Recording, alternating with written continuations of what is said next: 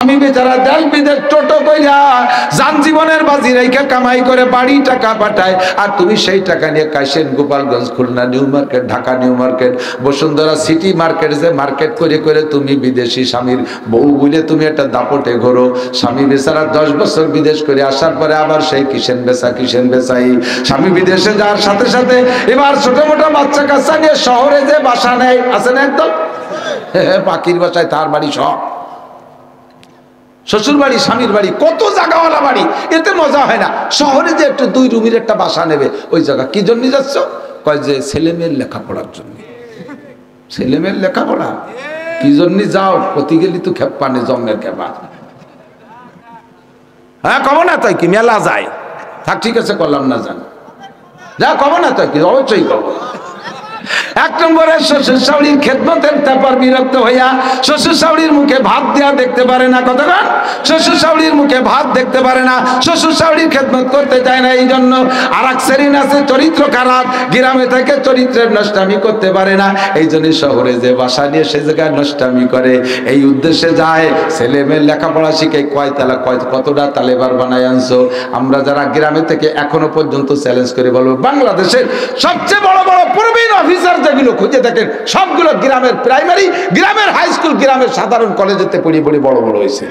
আর তাকে ছেলেবেলা ঢাকায় থেকে বড় জায়গা পড়িয়ে কয়েকদিন পর সন্ত্রাস, ডাকাত, লুচ্চ, বদমাশ, গুন্ডো, আসুচা, আপাও দুয়া, বেড়ার ফুটো, দাঁতে চাতা, এগিয়ে সোচে না, মুঠে পানি মনে না, দাঁড়ায় মতে খাড়ায় খায় কি কে পায়খানা করে, আটাদের রাস্তায় দিয়ে চলে যায়, খালের মধ্যে একটা আবাল সাইজে বুঝে থাকে, পোল্ট্রির বাচ্চা হয়ে যায়। কথা কান দেখবাম কিচ্ছু বোঝে না, ইন্টারন্যাশনাল আবাল ভুলে ভুলে টেবা হয়ে গেছে।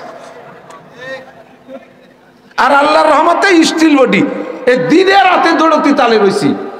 আজে না বাপের সাথে এলো ক্লাস 5 পর্যন্ত হাল চাষছি, পাইয়ে গেছি, কড়কড়িয়ে গেছি। রোদে জলে টিকে রং, পাকা কয় তাহারে। ছোটবেলায় কবিতা বলতে, রোদে জলে টিকে রং, পাকা কয় তাহারে। রোদ বৃষ্টি পুড়তে সব খাইতে গিয়ে বাপের সাথে কিছুক্ষণ বই নিয়েছি খরার মধ্যে, দম করে বৃষ্টি এসে ভিজেই দিয়েছে। সেই বৃষ্টির পরে আবার খরা, তবুও বাড়ি যায়নি, পাইয়ে গেছে। আর ওগুলো ছায়া জায়গা থাকতে থাকতে থাকতে থাকতে পোল্ট্রির বাচ্চা খালি খালি বসে স্টার্ট করে। হ্যাঁ 10-12 বছরে বুলা পায়খানার দরজা খুঁজে পায় না, চশমা ছাড়া ঘর ভরি মারি দিছে, ঠিক না? সব বাসায় যায় ছেলে মেয়েগুলোকে ধ্বংস করে দেয়। গ্রামে পালেন। আমার নবী মক্কা শহরে জন্ম হয়েছে। নবীর দাদা যান খাজা আব্দুল মুত্তালেব, নবীর চাচা যান খাজা আবু তালেব চিন্তা করলেন ভাতিজা এত সুন্দর, একে শহরে পরিবেশে বড় করলে এ দুনিয়া বসবে না, ওকে গ্রামের পরিবেশে বড় করতে হবে। তাই তায়েবে পাঠায় দিছে। নবী পাক তায়েব যায় গ্রাম্য পরিবেশের থেকে শরীর গঠন করে আসছে, সেখানে গ্রাম্য পোলাপানের সাথে খেলাধুলা করে সেখান থেকে শিখে আসছে। কতক্ষণ ওই মহিলা সবচেয়ে ভালো যেই মহিলা তার স্বামীর মাল খেয়ানত করে না। আপনারা তো জানেন না পুরুষরা কত পরিশ্রম করে। মহিলা রাতের বেলা কম্বল মুড়ি দিয়ে বাচ্চা নিয়ে ল্যাপ গায়ে দিয়ে ঘুমাইয়াছেন, বাচ্চা কাচ্চা নিয়ে। আপনার স্বামী রাতটা ভর বাস চালায়, আর ট্রাক চালায়, গাড়ি চালায়, 2 পয়সার জন্য এদেশ থেকে ওদেশ কত যে পুরুষকে দেখলাম। ট্রাকের ড্রাইভার, বাসের ড্রাইভার রাস্তার পাশে পড়ে রয়েছে, অ্যাক্সিডেন্ট করে মরে রয়েছে। সেদিন ওই যে ঘোষগাতি, আমাদের গোপালগঞ্জের ঘোষগাতি টপাটপ করে কতগুলো সেই গাড়ি রাতের বেলা অ্যাক্সিডেন্ট করছে। ওর একটা গাড়ির ড্রাইভার কি মহিলা? একটা গাড়ির ড্রাইভার মহিলা? সব পুরুষরা সবাই কামাই করতে নামছে রাতের বেলা জীবনের ঝুঁকি নিয়া। তোমারে ভরণ পোষণ দেওয়ার জন্য এত পরিশ্রম করে, তারপরে বাজার কাটালি তোমার পছন্দ হয় না, ব্যাগটা ধরে স্বামীর মুখের পর ভিকে মারো। ওই সময় মনে হয় যেন আত্মহত্যা করি, কলিজার ভিতরে ছুরি ঢুকোই নেই, এমন কষ্ট পায়। তবু পুরুষ মানুষ বিদায় বটগাছের মতো ধৈর্য ধরে সবর করে থাকে, আবারও তোমার জন্য ইনকাম করে। তুমি এই মুহূর্তে স্বামী বাড়ি আসলে করবা কি? তার রেখে যাওয়া টাকাগুলো পাহারাদারি করবা, তার জায়গা জমি ঘর বাড়ি তার মাল আসবাব তুমি নাইট ডিউটি করবা, ডে নাইট 2 প্রকার ডিউটি করে হেফাজত করবা, একটা টাকাও নষ্ট করবা না।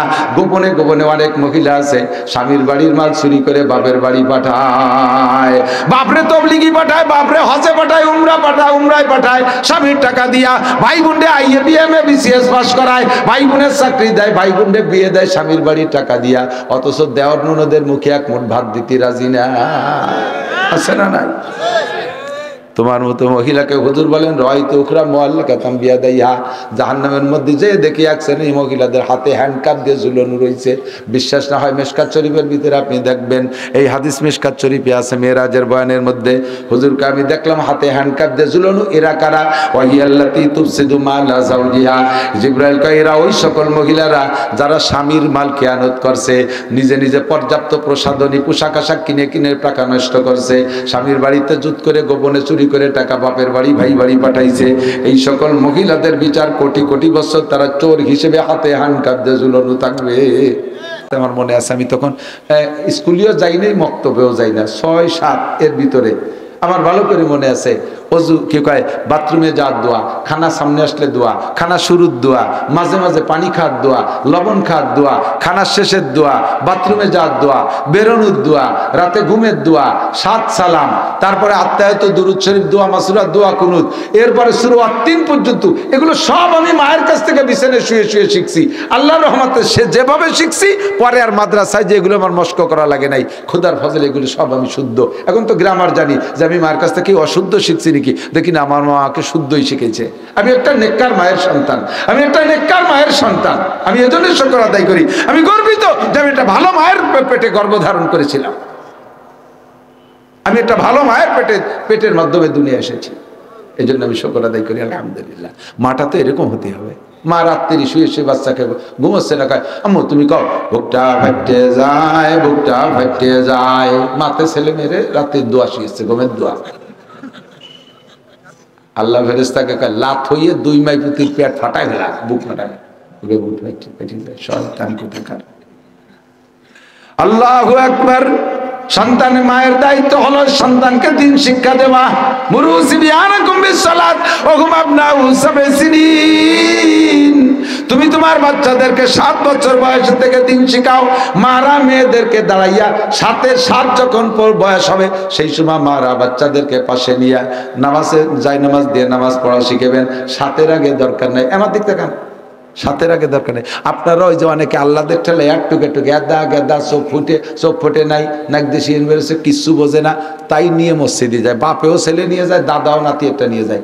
এই তো ওই যে কোন জায়গা বনমালীপুর নাকি ওই বনমালীপুর বাজার না, ওই বাজার মসজিদে, ওই বনমালীর ইস্টার্ন মসজিদে নামাজ পড়তি। এইবার নিকি মনে হয় এইবারই হবে দেই যে নামাজ পড়তি।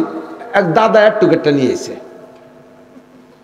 আমার 4-5 জন পরে অটুকটা ও কি জায়গায় দাঁড়া থাসিস, ও যা যা করার তাই করতেছে। পরে ওরে চকলেট কিনে দাদা যখন রুকুতি গেছে, চকলেটটা খুলে কয় দাদা খা। এই যদি শোনে তাহলে ভাষার জন্য নামাজ হয়?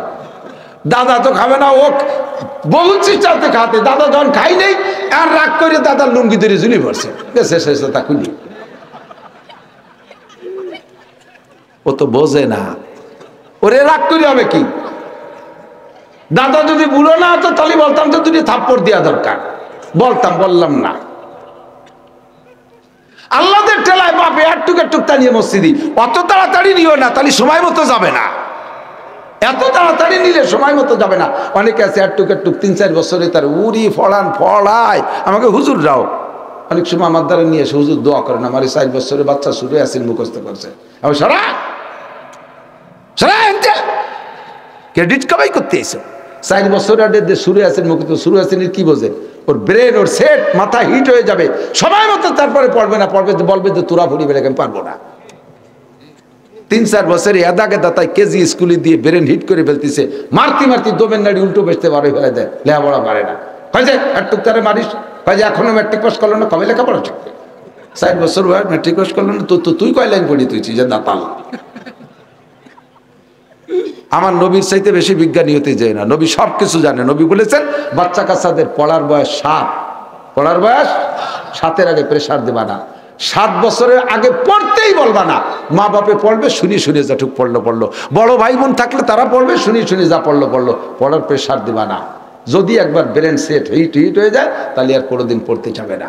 নামাজের হুকুম হবে না, কোরআন কিতাব বাংলা বই পুস্তক কিচ্ছু পড়ার বলবে। দেখবেন দেখবেন আমি চ্যালেঞ্জ করে বলতে পারি, 7 যখন হয়ে যাবে তখন ওই বলবে আমার বই কিনে দাও, আম্মু তুমি আব্বুরু কইছিল আমার বই বই এনে দিতি, আমার জন্ম নিবন্ধন লাগবে কিন্তু ভর্তি হতি, আমার তাড়াতাড়ি আমার বই কিনে দিতে, আমার স্কুলে ভর্তি হতে আমি কে দিতি। ও সেই সব নিজে বিরক্ত করবে। সে সময় যা দেবেন তাই পড়বে, আর পড়বে আর পারবে। কতক্ষণ? কখনো এই 3, 4, 5, 6 বছরে তা মসজিদে নেবেন না, কখনো নেবেন না। আল্লাহ দেখলে শুক্রবারে ঈদের সময় 2 পাশে 2 মুরব্বী, হাসে একটাই গেটিস ঢুয়ে দিয়েছে। এই গেটিস হয়ে থাইয়ে তো একবার দাদারে খুঁচাতে, একবার ভাষার জন্য সেদিনকে এই জায়গা কোন মসজিদে যেন একটা আমার সামনে পুরো টানটান এসেই বলছে, সিজদায় দিতে পারি না। পরে কলম যে ভাই এগুলো করবে, কয় যে এখন থেকে অভ্যাস না করলি। আমি তো এই অভ্যাস না, এখন তো বোঝে না বলে আসো, বুঝলে আসবে না। দারোগার গায়ের মতো, দারোগার গায়ের মসজিদের ভিতরে যে আগে বেঁধে চেন্নাই নষ্ট হয়ে তুইছে রাত্রি, ইমাম সাহেব ফজরে আজান দিতে যে দেয় যে ওই অবস্থা, কেড়াল দিয়ে বাড়িতে বাড়িতে বেরোইছে, দারোগার গায়ে যে বাড়ি সেই বাড়িতেও যাবে। উঠোনে যার পরও কয় বাড়ি, দারোগা দোতলার থেকে আমি গাই কার কয়, তাই তো আপনার গাই নাকি? বলে হ্যাঁ গাই তো আমার। তো মানুষ কে যে মসজিদ নষ্ট করে ফেলেছে দেখছেন? তো দারোগা কয় যে ও তো বোঝে না, ভুলে গেছে। বুঝরে বাড়িতে আমার কোনোদিন দেখছিস মসজিদে? আমি বুঝি, আমি যাইনি, ও বোঝে না বলে ঢুকছে। আমার কোনোদিন দেখছিস মসজিদে? যেদিন বোঝে না একদিন তোমার সাথে গ্যাটিস হয়ে যায়, জানলে বসবে সে সময় যাবে না। তো যে সময় বসবে সে সময় যাইতে হলে সে সময় যাওয়ানোর প্র্যাকটিসের বয়স আছে। সাথে শুরু করবা, সাথে হুকুম করবা। 10-এ যদি নামাজ না পড়ে তাহলে পিটেন দিবা। 10-এ নামাজ না পড়লি পিটেন। হুজুর বলছেন, আমাদের নবী বলছে ওয়াজরিবু আলাইহা, নামাজের জন্য পিটেন দাও। হুম আপনার আশারে সিনিন, বাচ্চার বয়স যখন 10 পুরি যাবে তারপরে নামাজ না পড়লে পিটেন দাও। তাহলে এই পিটেন আর ওই অর্ডার, এই প্র্যাকটিস, এটা সময় মতো কাজে লাগবে। আর ওই গেদা থাকতে নিয়ে সুবি সাজাইয়া পাগড়ি বুগড়ি বাঁধতে এনেছো, ও কয়দিন পর হুটিয়ে যাবে, অত তাড়াতাড়ি নিও না। বাচ্চা কাচ্চাদেরকে মা কোলের মধ্যে রেখে এগুলো শিক্ষা দেবে। এর জন্য হুজুর বলেন ওয়ালা তুফসিদু বিমালিহি ওয়া বিআওলাদিহি, ওই মহিলা সবচেয়ে ভালো যে স্বামীর মাল নষ্ট করে না আর স্বামীর সন্তান নষ্ট করে না। স্বামীর কাছে, স্ত্রীর কাছে, মায়ের কাছে সন্তানগুলো হলো আমানত। বাপ পিটা মানুষ, পুরুষ মানুষ বাইরে বাইরে দেশ দেশান্তর ঘুরে বেড়াইতে পারে ইনকামের জন্য, পয়সার জন্য, কিন্তু সন্তানকে মানুষ করার দায়িত্ব মায়ের। বিশেষ করে মেয়েদের দায়িত্ব, বিশেষ করে মেয়েদেরকে মেয়েলি প্র্যাকটিস করাবে মা। আল্লাহ বড় করবে। একদিক থেকে খেয়াল করেন, সবকিছু সেই দিয়ে যাই শেষে কবানি আর কি সবকিছু বলি। মেয়েরা, মারা মেয়েদেরকে সবকিছু শিখাবেন, খালি লেখাপড়া না। IA BA M A pass, অথচ একটা মরিচ করতে পারে না, আছে না নাই? মাদ্রাসায় পড়াইয়া মৌলানা বানায় ফেলাইছে মাইয়েরে, সে মাইয়া কিচ্ছু জানে না। শ্বশুর বাড়ি দিলি থাকবে না, যাই এসে কয় আমি মাদ্রাসায় পড়াবো, আমি লেখাপড়া শিখছি কি দান বাড়িওর জন্য নাকি, কলই বাড়িওর জন্য নাকি? এই নানান কুয়ারা কইয়া স্বামীর শ্বশুর শাড়ির খেদমত না করে চলে যায় টোলে টোলে। এ মাদ্রাসা ও মাদ্রাসা 3000 4000 টাকার ভেতরে চাকরি হবে, আর খালি নুপুর বানাবে, খালি নুপুর বানাবে, আর খালি সেট পাল্টাবে, প্রসাদনীর বাহার। শ্বশুর বাড়ি থাকতে চায় না, কারণ দিশে পায় না, কিচ্ছু বানাতে পারে না। মেয়েদেরকে সবকিছু শিক্ষা দেবেন মারা। পিঠা বানানো শিখাবেন, 20 প্রকারে পিঠা বানানো শিখাবেন, রান্না শিখাবেন, পোলাও পাকানো শিখাবেন, তার বিরিয়ানি পাকানো শিখাবেন, জর্দা পাকানো শিখাবেন, সব কিছু শিখাবেন। এটা মাদের দায়িত্ব। ভাষা শিখাবেন। কখনো মারা মেয়েদের সামনে, সন্তানদের সামনে, আপনি যদি স্বামীর সাথে একটু কটুবাক্য করাও লাগে, এটা কখনো সন্তানের সাথে সামনে করবেন না। কখনো সন্তানের সামনে স্বামীর সাথে উল্টোপাল্টা করবেন না। আপনি যতটুকু করবেন, পুরুষ মানুষকে আল্লাহ ধৈর্য বেশি দেশে, আপনি মহিলা মানুষ উল্টোপাল্টা করতেছেন, স্বামীতে বুঝিয়ে শুনেই ওটা প্রতিবাদ করতে পারিও করে না, চুপ করে তাকে যে ছেলে মেয়ের সামনে মারামারি করলে দেখতে কেমন দেয়া যায়। কিন্তু আপনি তো বিয়াদবি করেই যাচ্ছেন।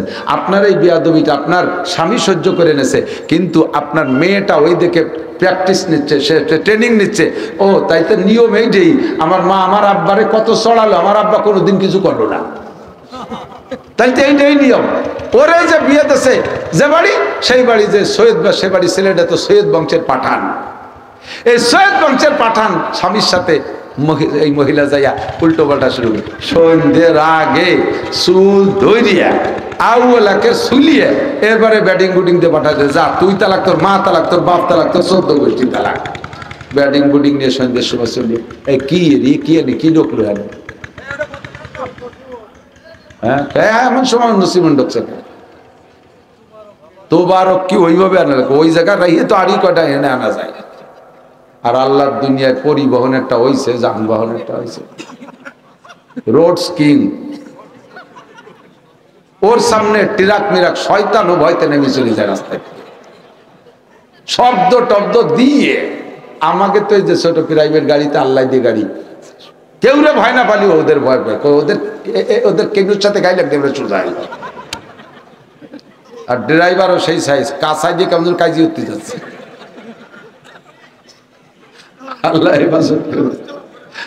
তুই আমাদের চিনতে হতেছে আল্লাহ একবার আমার দেখ তো কি বলছি মেয়েরা মাদের থেকে শিখবে ঠিক না এখন সন্ধ্যের সময় কান্তি কান্তি মা কি হয়েছে কয় যে তুমি আব্বার সাথে যাওয়ার আমি একটু তাই হয়েছে আমার 3 চিল্লে ঘটাই দিয়েছে 1 তালাক 2 তালাক 3 তালাক 3 চিল্লে ঘটাই على محمد وعلى آل محمد كما صليت على إبراهيم وعلى آل إبراهيم إنك حميد مجيد اللهم بارك على محمد وعلى آل محمد كما باركت على إبراهيم وعلى آل إبراهيم إنك حميد مجيد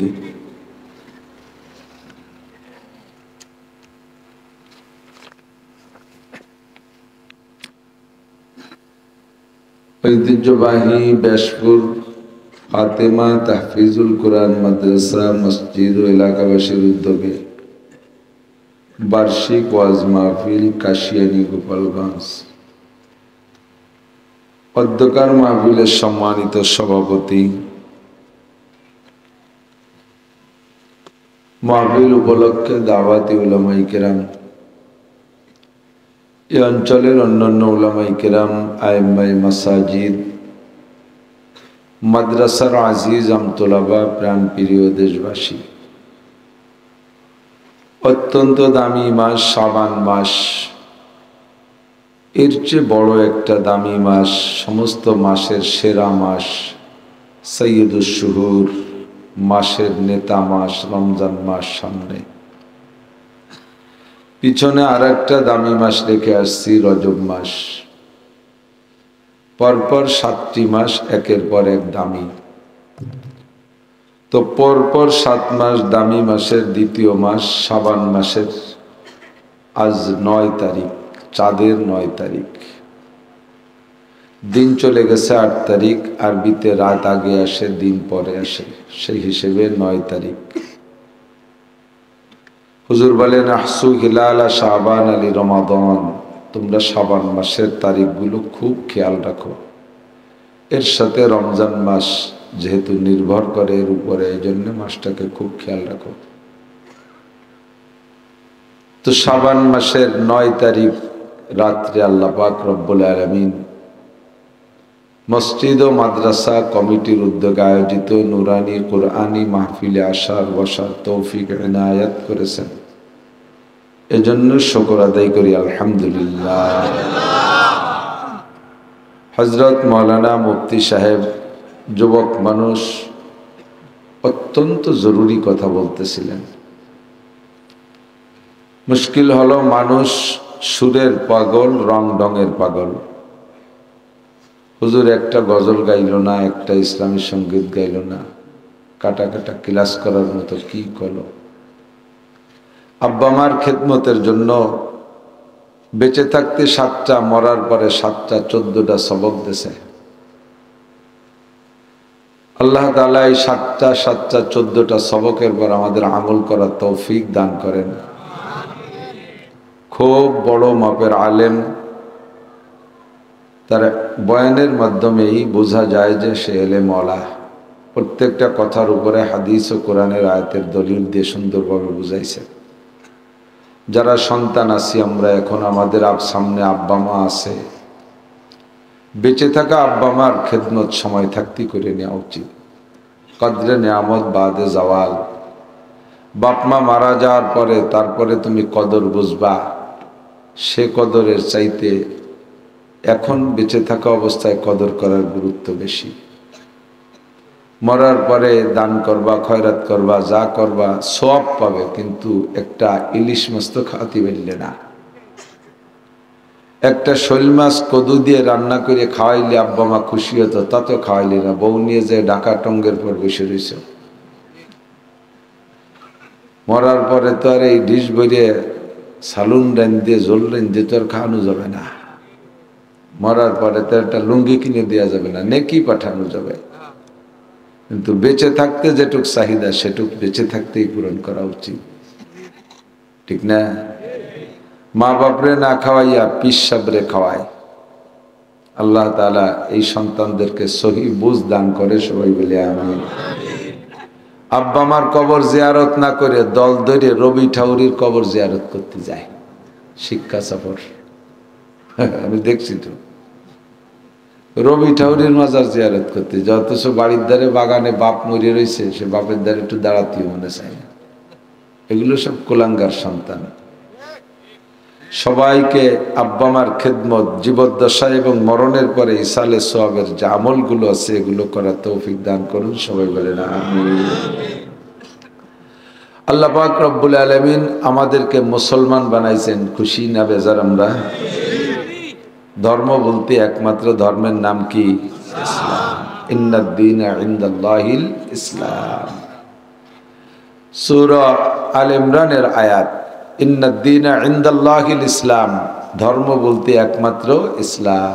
মিল্লাত আবিকুম ইব্রাহিম ওয়া সাম্মাকুমুল মুসলিমিন, মুসলমানদের জাতির পিতা ইব্রাহিম আলাইহিস সালাতু ওয়াস সালাম আমাদের জাতিগত নামও রেখেছেন আব্বাজি ইব্রাহিম আলাইহিস সালাম। আঞ্চলিকভাবে আমরা জাতির পিতা যার যেমন পছন্দ হয় সে সেরকম বলে নিতে পারি, সেটা নিয়ে বাদ প্রতিবাদ করতে যাচ্ছি না। বাকি যে এলাকায় যারা জাতির পিতা আঞ্চলিকভাবে বলে সেটা আঞ্চলিক, সেটা বিশ্বব্যাপী না। কিন্তু ইব্রাহিম আলাইহিস সালাতু ওয়াস সালাম জাতির পিতা, আমেরিকার মুসলমানদের জাতির পিতার নামও ভুলে গেছেন, ইব্রাহিম আলাইহিস সালাম। জাপানের মুসলমানদের জাতির পিতার নামও, গতকালকে হিন্দু ছিল সে সময় সে জাতির পিতা তার আব্বা ইব্রাহিম না, আজকে কলেমা পড়ে মুসলমান হওয়ার সাথে তারও জাতির পিতার নাম ইব্রাহিম আলাইহিস সালাম। মিল্লাত আবিকুম ইব্রাহিম ওয়া সাম্মাকুমুল মুসলিমিন।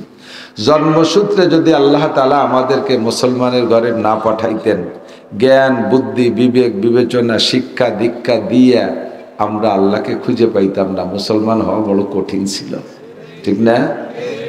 আমাদের এবঙ্গে প্রথম সময় যারা কোরআন শরীফের বঙ্গানুবাদ করেছে, তর্জমা লিখেছে, এই সিয়ার আলিয়ালো দোকানের সিয়ার, এই স্টেজের সিয়ার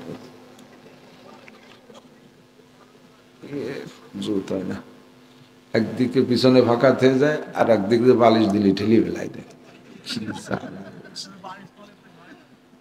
আবার মজা ব্যথা করে, কত করা যায়। আপনারা তো নানান তালে বসবেন, একবার পাও টান করবেন, একবার আত্মায়ত সুরতে বসবেন, একবার আসন গায়ে দিয়ে সাধুকের মতো বসবেন, আর এই জায়গাতে একভাবেই বসে দাঁড়ায়। গাড়িতে বসা, চেহারে বসা, ঘরে বসা, বসতে বসতে তো মজাই থাকলো না।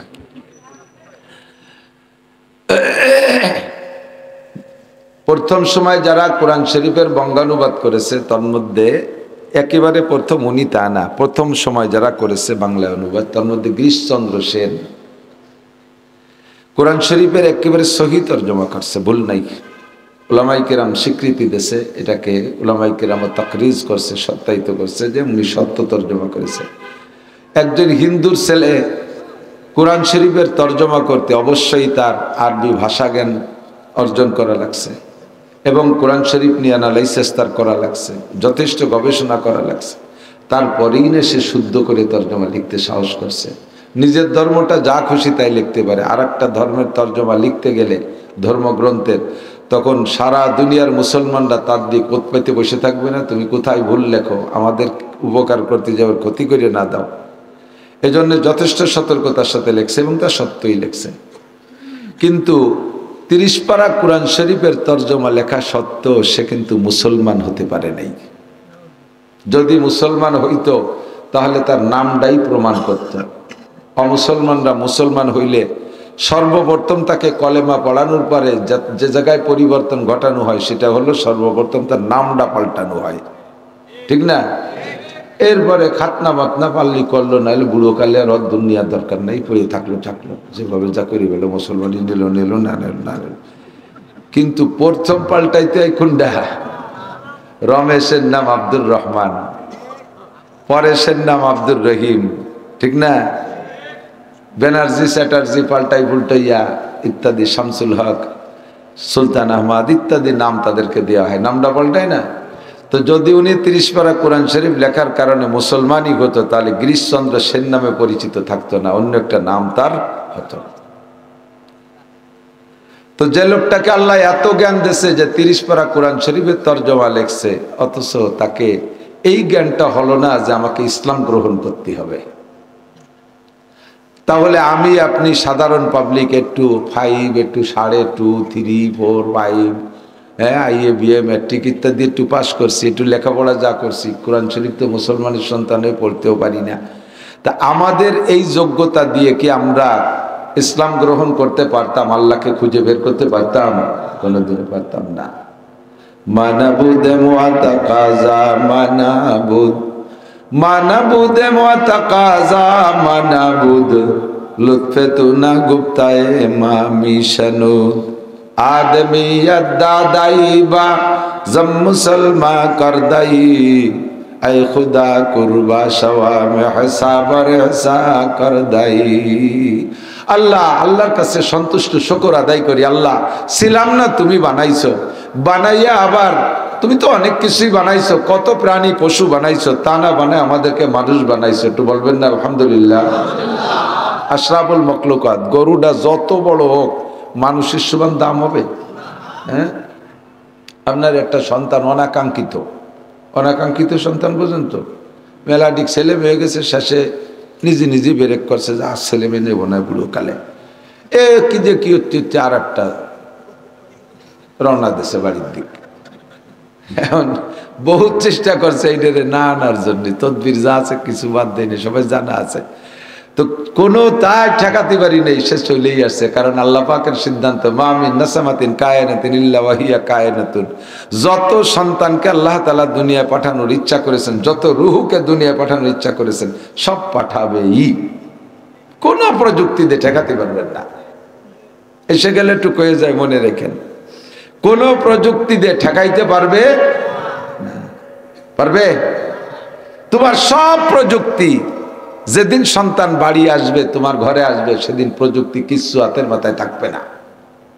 বড়ি মড়ি যা খাওয়া রোজা তো যা আছে কিচ্ছু বাড়ি তালাশ করে পাবা না। কি দিয়ে করে ভুল হয়ে গেছে, হবেই হবে ওটা।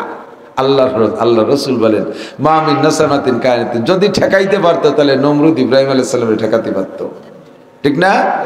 যদি ঠেকানো যেত মানুষের পারতো, তাহলে ফিরাউন মুসা আলাইহিস সালামের ঠেকাই দিত। জাদুকরদের কাছ থেকে শুনিয়ে আগের থেকে সকল প্রকার প্রস্তুতি গ্রহণ করেছে। আল্লাহ কয়, যে 2 বদমায়েশ আমার 2 দোস্তরে ঠেকাবি, ওই 2 বদমায়েশের বাড়ি ওই 2 দোস্তরে পাঠাবো। ওই 2 বদমায়েশের বাড়ি ওই 2 দোস্তরে পাঠাবো। আস্তে আস্তে সে ইব্রাহিম আলাইহিস সালাম, নমরুদের স্বরাষ্ট্রমন্ত্রী আজর, যেই আজরের অর্ডারে হাজার হাজার পুত্র সন্তান শিশু বাচ্চাকে জবাই করা হয়েছে। আল্লাহ কয়, সেই শত্রু, তোদের শত্রুরে তোদের ঘরে পড়ছে, আজরের ছেলে ইব্রাহিম আলাইহিস সালাম।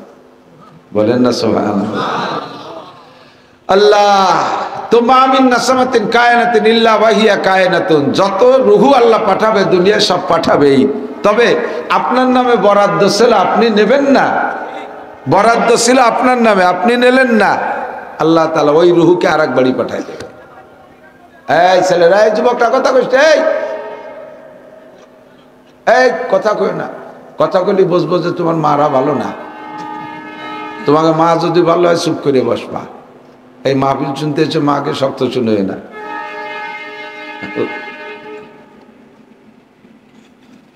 মা মিন নাসামাতিন কায়নাতিন ইল্লা ওয়া হিয়া কায়নাতুন। যে রুহুকে আল্লাহ দুনিয়ায় পাঠানোর সিদ্ধান্ত নিয়েছেন তাকে পাঠাই ছাড়বেন। তবে বরাদ্দ ছিল আপনার নামে, আপনি নেন নাই, আপনি রাস্তা বন্ধ করে দিয়েছেন, আল্লাহ পাক ওই সন্তানকে অন্য বাড়ি পাঠাই দেবে। যেমন আপনাদের এলাকায় যদি সরকার রাস্তা একটা বরাদ্দ দেয়, কন্ট্রাক্টর মালামাল নিয়ে আসছে, স্থানীয় মস্তানরা কন্ট্রাক্টরদের কাছে চাঁদা চায়, আছে না এরকম কিছু ভালো ভালো লোক চাঁদা চায়, কিছু আল্লাহওয়ালা ইমানদার মানুষ চাঁদাবাজ, ওনরা যায় কন্ট্রাক্টরের কাছে চাঁদা চাইলে কন্ট্রাক্টর চাঁদা দিতে অস্বীকৃতি জানাইছে, যাই ডিসি স্যারের কাছে জানাইছে, ডিসি স্যার কয় রাস্তা বরাদ্দ হইছে, ওখানে যদি তারা বাধা দেয় ও জায়গা দিও না, রাস্তা দিয়ে দাও আর এক গ্রামে। রাস্তা ওই থানায় হবেই হবে, তবে ওই গ্রামওয়ালারা বাধা দিল আর এক গ্রামে দিয়ে দাও, তবে রাস্তা হবেই হবে। আল্লাহ কয় তোমার ঘরে আমি 4টে পুত্র সন্তান বরাদ্দ দিয়েছিলাম, শামসুল হক, ফজলুল করিম, জি, পরে আর 2টা বা তার আগে আর 2টা, 4টে পুত্র সন্তান বরাদ্দ দিয়েছিলাম, 4টের 2টা নিয়ে তুমি এবার ব্রেক করে দেছো, রাস্তা বন্ধ করে দেছো, সাদাবাজি শুরু করে দেছো, এই পরের 2টা নেয়ার আর তোমার ইচ্ছা নাই। আল্লাহ কয় রাস্তা যখন বন্ধ করে দিছে, আমার গাড়ি যাচ্ছে না, আমার মালের ট্রাক যখন তোদের এলাকায় ঢুকবে না, তোরা বাধা দিয়ে দিছিস গাছ ফেলাইয়া, কাজেই ঠিক আছে ও 2টা তোর বাড়ি দিলাম না, এই 2টারে পাঠায় দেবো, একটারে গহরডাঙ্গা আর একটারে পাঠায় দেবো চরমুনাই। আর যে 2টা পাইয়া তুমি খুশি আছো, থামিয়ে গেছো, ব্রেক করে বসে আছো, ওই 2টা বড় হলে কি হবে তা তো তুমি জানো না। আর যে 2টা নিলে না, সেই 2টা বড় হলে কি হইতো চোখের সামনে দেখবা, কিন্তু তুমি জানো না যে ওই 2টো তোমার বাড়ি বরাদ্দ ছিল। যে 2টা পাইয়া খুশি, তার একটা এরশাদ সিকদার আর একটা কানা জাহাঙ্গীর, 2টা ভাইয়া খুশি থামিয়ে গেছো, ব্রেক করছো, আর 2টা আসতে দিবা না। আর যে 2টা পরে আসার বরাদ্দ ছিল, একটার নাম শামসুল হক ফরিদপুরি আর একটার নাম ফজলুল করিম চরমুনাই, এই 2টা যদি তোমার ঘরে আসতো, এরশাদ সিকদারও ডাকাইত হইতো না, কানা জাহাঙ্গীরও ডাকাইত হইতো না, শামসুল হক আর ফজলুল করিমেরও সিলাই সে 2টো দিনদার হয়ে যাইতো, আর এলাকা আর কি বলা হয় নূরের বাতি চমকাইতো, শামসুল হক হকের সূর্য চমকাইতো, দেশ আলোকিত হয়ে যাইতো। তবে আমার সিদ্ধান্ত দুনিয়ায় পাঠাবো, পাঠাই ছাড়বো। আল্লাহ পাক রব্বুল আলামিন যারে দুনিয়ায় পাঠাবে সে আসবে। আমাদেরকে পাঠানোর সিদ্ধান্ত নিয়েছেন, আমরা এসেছি। মালিক তুমি আমাদেরকে দুনিয়ায় পাঠাইছো, তোমার অসংখ্য শুকর। তবে মানুষ বানাইয়া পাঠাইয়া আবার তুমি বন মানুষ না বানাইয়া সভ্য মানুষ বানাইছো, এটাও তোমার ইহসান। সভ্য মানুষ বানাইয়া আবার কাফের মুশরিক হিন্দু বৌদ্ধ খ্রিস্টানের ঘরে জন্ম না দিয়া জন্মসূত্রে তুমি মুসলমানের ঘরে পাঠিয়েছো। আব্দুর রহমান, আব্দুল খালেক, আব্দুল মালেক, আয়েশা, ফাতেমা, খাদিজা, রহিমা, মারিয়াম, আসিয়া আমাদের মাদের নাম, রাবেয়া আমাদের মাদের নাম। মুসলমান মা মায়ের ঘরে গর্ভে পাঠাইছো, মুসলমান আব্বার মাধ্যমে দুনিয়ায় পাঠিয়েছো। মুসলমানের ঘরে পাঠাইয়া আবার দুনিয়ায় অনেক নামে মুসলমান আছে। আহলে সুন্নাত ওয়াল জামাতের ভিতরে 4টি দল, হানাফি, শাফি, মালিকি, হাম্বলি। এই 4 মাযহাবের ভিতরে সবচেয়ে বড় মাযহাব হলো হানাফি মাযহাব, সবচেয়ে সহিহ মাযহাব হানাফি মাযহাব। আল্লাহ তুমি সেই মাযহাবের অনুসারী করে পাঠাইছো। আবার এই মাযহাবের মধ্যে কত মাজার পূজা আছে, ভণ্ড আছে, তাদের দিকে না পাঠাইয়া শামসুল হক ফরিদপুরি, আব্দুল মান্নান কাশিরি হুজুর, সুটপার হুজুর, খলিলুর রহমান, এই সকল বড় বড় উলামায়ে কিরামদের এলাকায় পাঠাইছো, যার কারণে আমাদের হক পাইতে বুঝতে সহজ হয়েছে। কথা কোন ঠিক কি ঠিক না? মানাবুদ ওয়া তাকাজা মানাবুদ লুৎফে তুনা গুপ্তায়ে মামি শানুদ। ছিলাম না তুমি পাঠাইছো। আর অপর বেলা, শেষ বেলা অন্য অন্য নবীদের উম্মত না বানাইয়া আখিরি নবী মুহাম্মদুর রাসূলুল্লাহ সাল্লাল্লাহু আলাইহি ওয়াসাল্লামের উম্মত হিসেবে আমাদেরকে দুনিয়ায় পাঠাইছো তোমার এই নিয়ামতের শুকর আদায় করতে। আমি যদি ময়দানে যাইয়া গলাও কাটাই দিয়ে কুরবানি হয়ে যাই, তোমার এই বড় ইহসানের শুকর আদায় করা শেষ হবে না। আপনাদের কাশিয়ানির সন্তান বাটুই দুবার হুজুর হযরত মাওলানা আব্দুল মান্নান কাশিয়ানি, মুজাহিদে আজম আল্লামা শামসুল হক ফরিদপুরি রহমাতুল্লাহ আলাইহির জামাতা, আমার প্রাণ প্রিয় শাইখুল হাদিস গহরডাঙ্গা মাদ্রাসার আমার বুখারী শরীফের উস্তাদ, প্রাণ প্রিয় উস্তাদ হুজুরকে ক্লাসের মধ্যে একদিন জিজ্ঞেস করলাম, বললাম হুজুর, আল্লাহ আমাদেরকে এই দুনিয়ায় শেষে পাঠাইতো হাতে ধরিয়ে ঠকাইছে। আমরা যদি রসুলের জামানায় জন্ম নিতাম, আমরা সাহাবা হইতাম, আবু বকর, উমর, উসমান, আলী, তালহা, জুবাইর, বিলাল, আম্মার, সুহাইব যেমন সাহাবা হয়েছে, আমরা এরকম সাহাবা হইতাম। আমাদেরকে আল্লাহ শেষ বেলা 1400 বছর পরে আরো বাটাতি কত দূর, 6000 মাইল দূরে বাংলাদেশে পাঠাইছে, যার সাইড বাইশে চতুর্দিক দিয়ে খালি ঠাউর আর হিন্দু আর সাধুরা, এর মধ্যে পাঠাইছে, আমাকে হাতে ধরে ঠকাইছে আল্লাহ। মক্কা মদিনায় পাঠাইলে আমরা মুসলমান হইতাম, নবীর জামানায় পাঠাইলে আমরা সাহাবা হইতাম। হুজুর আল্লাহ এরকম ঠকাইলেন কেন? হুজুর কয়, মিয়া রসুলের জামানায় যারা ছিলেন, রসুলের উপস্থিতিতে সবাই তো আর আবু বকর না, সবাই তো আর ওমর, উসমান, আলী, তালহা, জুবাইর না। ও জায়গা তো রসুলের সামনে বসে বয়ান শোনার পরও সে সময় আবু জাহেল, আবু লাহাব, উতবা, সাইবা, ওয়ালিদ ইবনে মুগিরা কাফেররা ছিল কি ছিল না?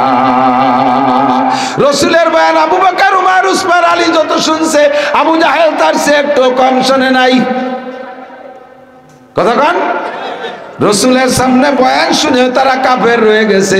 আর তোমারে 1500 বছর পরে পাঠাই আব্দুল কাদের, আব্দুল গনি, আব্দুল খালেক, আব্দুল মালেক, আব্দুল ওয়াহাব, এই সমস্ত আল্লাহওয়ালা মুসলমানদের ঘরে পাঠাইছে। তোমার কলেমা পড়তে কোনো বেগ পাইতে হয় নাই। জন্মের পরে গোসল করে তোমার আব্বা ডাইন কানে আজান, বাম কানে ইকামত দিয়া আল্লাহ আল্লাহ রসুলের সাথে পরিচয় করাই দিয়েছে। তুমি সেই থেকে মুসলমান। একটু যখন ধীরে ধীরে কথা বলা শিখছি, মুসলমান মা আব্বা সন্তানদেরকে আব্বা মা শিখানোর আগে মুখে আল্লাহ বলা শিখায়, ঠিক কিনা? এই জন্য আমরা মুসলমান হইতে সহজ হয়েছে, আমাদের জন্য সুযোগ হয়েছে, সুবিধা হয়েছে। হুজুর বললেন, মিয়া বলো রসুলের জামানায় মুসলমান বেশি ছিল না কাফের বেশি ছিল? আমি বললাম, হুজুর কাফেরই তো বেশি ছিল, মুসলমান ছিল মাত্র 1.25 লক্ষ। হুজুর কয়, তুমি কি 1.25 লক্ষ মুসলমানদের কাতারে দাঁড়াইতে নাকি কোটি কোটি কাফেরদের কাতারে দাঁড়াইতে? তার ঠিক ছিল কি? কাজেই আল্লাহ তোমারে শেষ বেলা পাঠাইয়ে তোমারে জিতেইছে, ঠগাই না, ঠিক না? আমি গর্বিত নাম অর্জন করেছি, আমার নাম মুসলমান। বলেন কি নাম? যার যে নাম আছে সে নাম থাক, আমার গর্বিত নামের নামটা কি?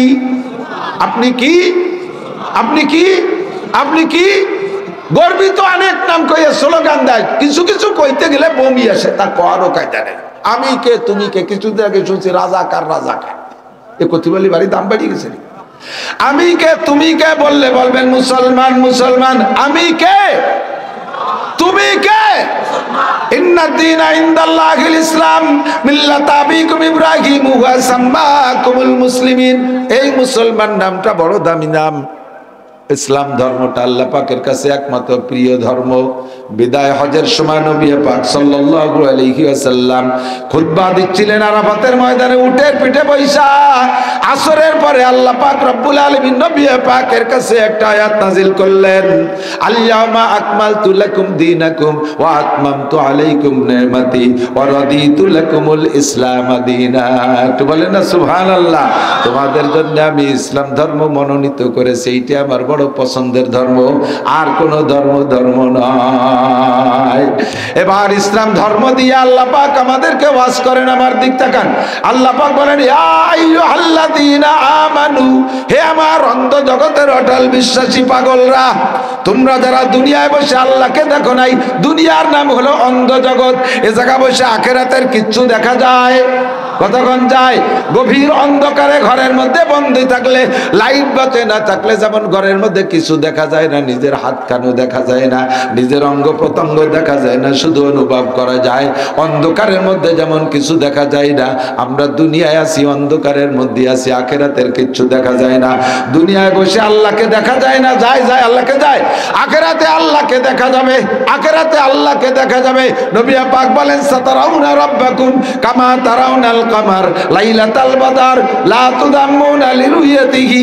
আজকে আকাশে মেঘ নাই, আকাশে কোনো কুয়াশা নাই, ওই ফাঁকা জায়গা যাই আমরা যদি চাঁদটারে দেখতে যাই, 9 তারিখের চাঁদ আকাশে আসে, তাহলে কি ঠেলাঠেলি করা লাগবে? 1 তারিখের চাঁদ মেঘের মধ্যে সাকড়া সাকড়া মেঘ, ওর মধ্যে ওই বাঁশ বাগানের একটা বাঁশের আকার কোনার ওই জায়গায় একটু চাঁদ দেখা যাচ্ছে, একটু কুঞ্চির মতো, কাশির মাথার মতো। ঈদের চাঁদ বা রোজার চাঁদ একজনে দেখছে, দেখে করছে ওই যে চাঁদ দেখা যায়, পাশেতে তা দেয়া যায় না, একবার ঠেলা তুই সর একটু আমি একটু দেই, তুই একটু সর আমি একটু দেই। তো একদিনের চাঁদ চিকুন বাঁশবাগানের মধ্যে দেখতে ঠেলা ঠেলি ওরা লাগে। পূর্ণিমার চাঁদ পরিষ্কার আকাশে মাঝ আকাশে আসলে সারা দুনিয়ার মানুষ সবাই দেখতে কি ঠেলাঠেলি করা লাগে? লা তুদাম্মুনা লিরুয়াতিহি, পূর্ণিমার চাঁদ পরিষ্কার আকাশে যখন মাঝ আকাশে উঠে আসে ওই সময় চাঁদটারে দেখতে যেমন ঠেলাঠেলি করা লাগে না, হাসরের ময়দানে জান্নাতীরা আল্লাহ পাক রব্বুল আলামিন কই রকম দেখবা, তোমাদের মাঝে আর আল্লাহর মাঝে কোনো পর্দা থাকবে না। একটু বলেন না সুবহানাল্লাহ। তোমরা সেদিন আল্লাহকে দেখতে পারবা। ওইটা হলো আলোর জগৎ। দুনিয়ায় বসে আছি অন্ধ জগৎ, আল্লাহকে দেখি না, তবে আল্লাহ আছে না নাই? শতভাগ বিশ্বাস আছে? একটু মনের থেকে কোন আছে? পরে যেন ধরা পড়ে যান না। যারা আল্লাহকে শতভাগ বিশ্বাস করে ওই লোকটা জীবনে কোনোদিন নামাজ কাজা করে না। যারা নামাজ কাজা করে তারা মুখে বলে শতভাগ বিশ্বাস করি, অরিজিনাল অন্তরে বিশ্বাস নাই। জান্নাত আছে না নাই? অন্তরের থেকে বলেন আছে। জান্নাতের নিয়ামত শুনলে আপনি পাগল হয়ে যাবেন। জান্নাতীরা যেদিন প্রথম জান্নাতে যাবে, এক একজন জান্নাতি পুরুষকে আল্লাহ ৭২ জন করে স্ত্রী দান করবে। সুবহানাল্লাহ, কম হয়ে গেছে। পরে এক এক মাসে ১,০০০ করে বিয়ে করবেন। এখনো বরণ করে নাই, পরের মাসে আর ১,০০০। এই বাসা লাগে কম হয়ে যাচ্ছে। জোরে কর না। আরে বিয়া দুনিয়ায় একটা বিয়ে হচ্ছে, কোমর তুলে যাচ্ছে। আর বিনিময় ৭২টা স্ত্রী পাবেন প্রত্যেক দিন। সুবহানাল্লাহ। এই স্ত্রীদের মুখের লালায় এত মিঠে হবে, দুনিয়ার পানিতে যদি জান্নাতি হুরদের ১ ফোঁটা লালায় নে ছেড়ে দেয়া হইতো, সারা দুনিয়ার পানি মধুর চাইতে মিঠে হয়ে যাইতো। খুব গভীর ভাবে শোনেন নাই, এই জন্য সুবহানাল্লাহ কইছেন। টের পাইছেন কি কইছি? এক বিটি জান্নাতি এক মহিলা দুনিয়ার পানিতে একটু ঝেপ ফেলাই দেবে, তাতে সারা দুনিয়ার পানি মধুর সে মিটে যাবে। দুনিয়ায় কয় বালতি পানি? ১৫-২০ বালতি। হ্যাঁ, এই সারা দুনিয়ায় কত পানি, এ বলে মধুর সে মিটে হবে। ভাও কথা, ভাও কোন জায়গা? এ কথা ভাও কথা না আসল কথা? এটা ভাও কথা না আসল কথা? এজন্য আল্লাহ পাক নিজেই বলেন, আদাতুল ইবাদিয়াস সালিহিন মা লা আইনুন রাত ওয়ালা উযুনুন সামিআত ওয়ালা খাতারা আলা কলবি বাশার। আমি আমার নেককার ইমানদার পরহেজগার বান্দা বান্দীদের জন্য জান্নাতের মধ্যে এমন নিয়ামত তৈরি করে রেখেছি, মা লা আইনুন রাত, জীবনে কোনোদিন কোনো চোখ তা দেখে নাই, ওয়ালা উযুনুন সামিআত, কোনো কানও তার বর্ণনা শুনে নাই, ওয়ালা খাতারা আলা কলবি বাশার। যদি উলামায়ে কিরাম তার দুই একটা বলে, তুমি আশ্চর্য হয়ে যাবে, এটা কি করে সম্ভব? এমন ভালো হওয়া কি করে সম্ভব? জান্নাতি হুরদের রূপ আর চেহারা এমন হবে। একজন জান্নাতি হুর যদি বর্তমানে দুনিয়ায় তার একটা কেনি আঙ্গুলের মাথা বের করে দিত, তার কেনি আঙ্গুলের একটা মাথা বের করে দিত, সূর্যের আলো তার রূপের সামনে নিভে যাইত। জান্নাতের ভিতরে আপনাকে দেয়া হবে জান্নাতিন তাজরি মিন তাহতিহাল আনহার খালিদিনা ফিহা আবাদা। এমন জান্নাত তা কোনোদিন শেষ হবে না। ১৫-১৬ বছর পরে ওই জান্নাত ফেলাইতে আর এক দেশে চলে যাওয়া লাগবে না। এ জান্নাত চিরকাল থাকবে, কোনোদিন হাত ছাড়া হবে না। এই জান্নাত আপনার জন্য থাকবে। ওর নিচে থাকবে 4টে নদী। কয়টা নদী? একটা হবে পিওর পানির নদী, আর্সেনিক আয়রন লবণ কিচ্ছুই থাকবে না। 2 নম্বর হবে মধুর নদী। ওই মধুর মধ্যে চরবাট পড়া লাগে, মধুর মতো ভেজাল হবে না। আরে পানি চিনি শিরার মধ্যে ফিটকেরি ভিজে রে মধু বানাই খাওয়াই দিচ্ছে। সুবহানাল্লাহ। 1 নম্বর পিওর মধু। 1 ফুট মধু খাইতে বল্লার কি বলা হয়, মৌমাছির কামড় খাওয়া লাগবে না। বাড়ির কাছে যারা মধুর চাক আছে নিজেরা কাটেন, হ্যাঁ, পরের দিন দেখে ঠোঁট হুলে টেমা হেরেছে, না হেরে কোনা বাড়িয়ে গেছে, চোখের কোনা এরকম দুই ভাষে দুটি কি হয়েছে, মধু খাতে গেছে। দুনিয়ার মধু খাইতে গেলে পোকের কামড় খাইয়া ঠোঁট ফুলে টেমা হয়ে যায়। জান্নাতের এই মধু খাইতে জীবনে পোকের কামড় খাওয়া লাগবে না। মধুর নদী হবে, কন্যা সুবহানাল্লাহ। এরপরে হবে লাবানান খালেসা।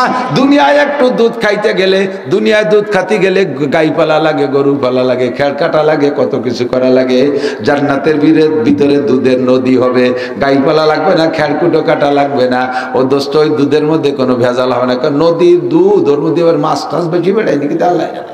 এটা বাংলাদেশি দুধ না, বাংলাদেশের লোহাগাড়ার এক আর্মি রিটায়ার্ড হোক, আমি লোহাগাড়ার বাজারেতে দুধ নিয়ে দিছি বোর কাছে, বাজারেতে 1 কেজি দুধ নিয়ে শেখছে, দুধ চুক নিচে চলে গেছে, চাকরির মধ্যে চিংড়ি মাছ পটাশ পটাশ করে ভালাচ্ছে। পরের দিন যে ধরছে শয়তান, এত দুধের মধ্যে ইসে মাছ খা, কয় যে বিলির মধ্যে গাই বেঁধে তো ছিল, ঘাসের সাথে খাইছে নাকি, তাই তো খাইছে তাই বলে কি তাজা বার হয়ে গেছে নাকি? কত বড় আনাড়ি চিনতে পারা যায়। কয় যে তারপরে তার বাজারে দুধ খাই না, গাই কিনে পাইলে দুধ খাই।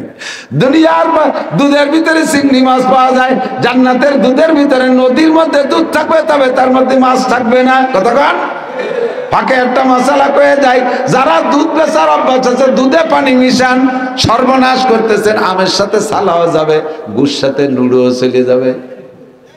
আগে মরবে গাই, আগে মরবে বাছুর, তারপরে মরবে গাই, তারপরে মরবে আপনার বউ, সে দুধ দুয়াইছে, এরপরে আপনি ওই ভেজালে দুধ বেচেন, 4 নম্বরে মরবেন আপনি, টপাটপ করে মরে সাপ।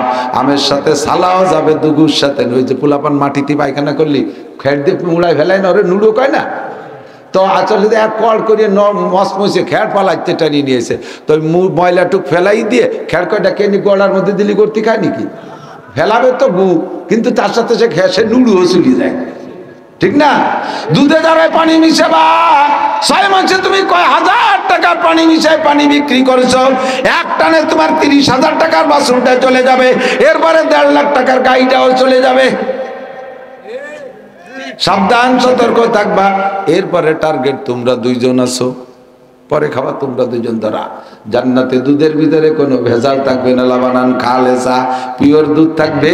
এরপরে থাকবে শরবতান সায়েগাল্লি শারিবিন, কলিজা ঠান্ডা করার মতো শরবতের নদী থাকবে একটা। যারা এখানে দুনিয়া খতম কোরআন শরীফ পড়বেন, জান্নাতের মধ্যে ভিতরে 6236 তলা বিশিষ্ট একটা সোনার উপর ইটের বিল্ডিং আপনার জন্য বানানো হয়ে যাবে। আল্লাহু আকবার। এই বিশাল নিয়ামত আপনার জন্য আল্লাহ পাক রব্বুল আলামিন রেখেছেন। কামাই করতে হবে দুনিয়ার থেকে। কোন জায়গা থেকে কামাই করতে হবে? দুনিয়ার থেকে। ভালো করে বিশ্বাস রাখেন, আল্লাহর কসম, তার 99 নামের কসম, আল্লাহর জাতের কসম কে বলি, এই জান্নাত একজন হিন্দু পাবে না, একজন বুদ্ধ জান্নাত পাবে না, খ্রিস্টান পাবে না, ইহুদ নাসারা কেউ জান্নাত পাবে না, কাফের মুশরিক বেঈমান মুরতাদ কাফেররা কেউ জান্নাত পাবে না।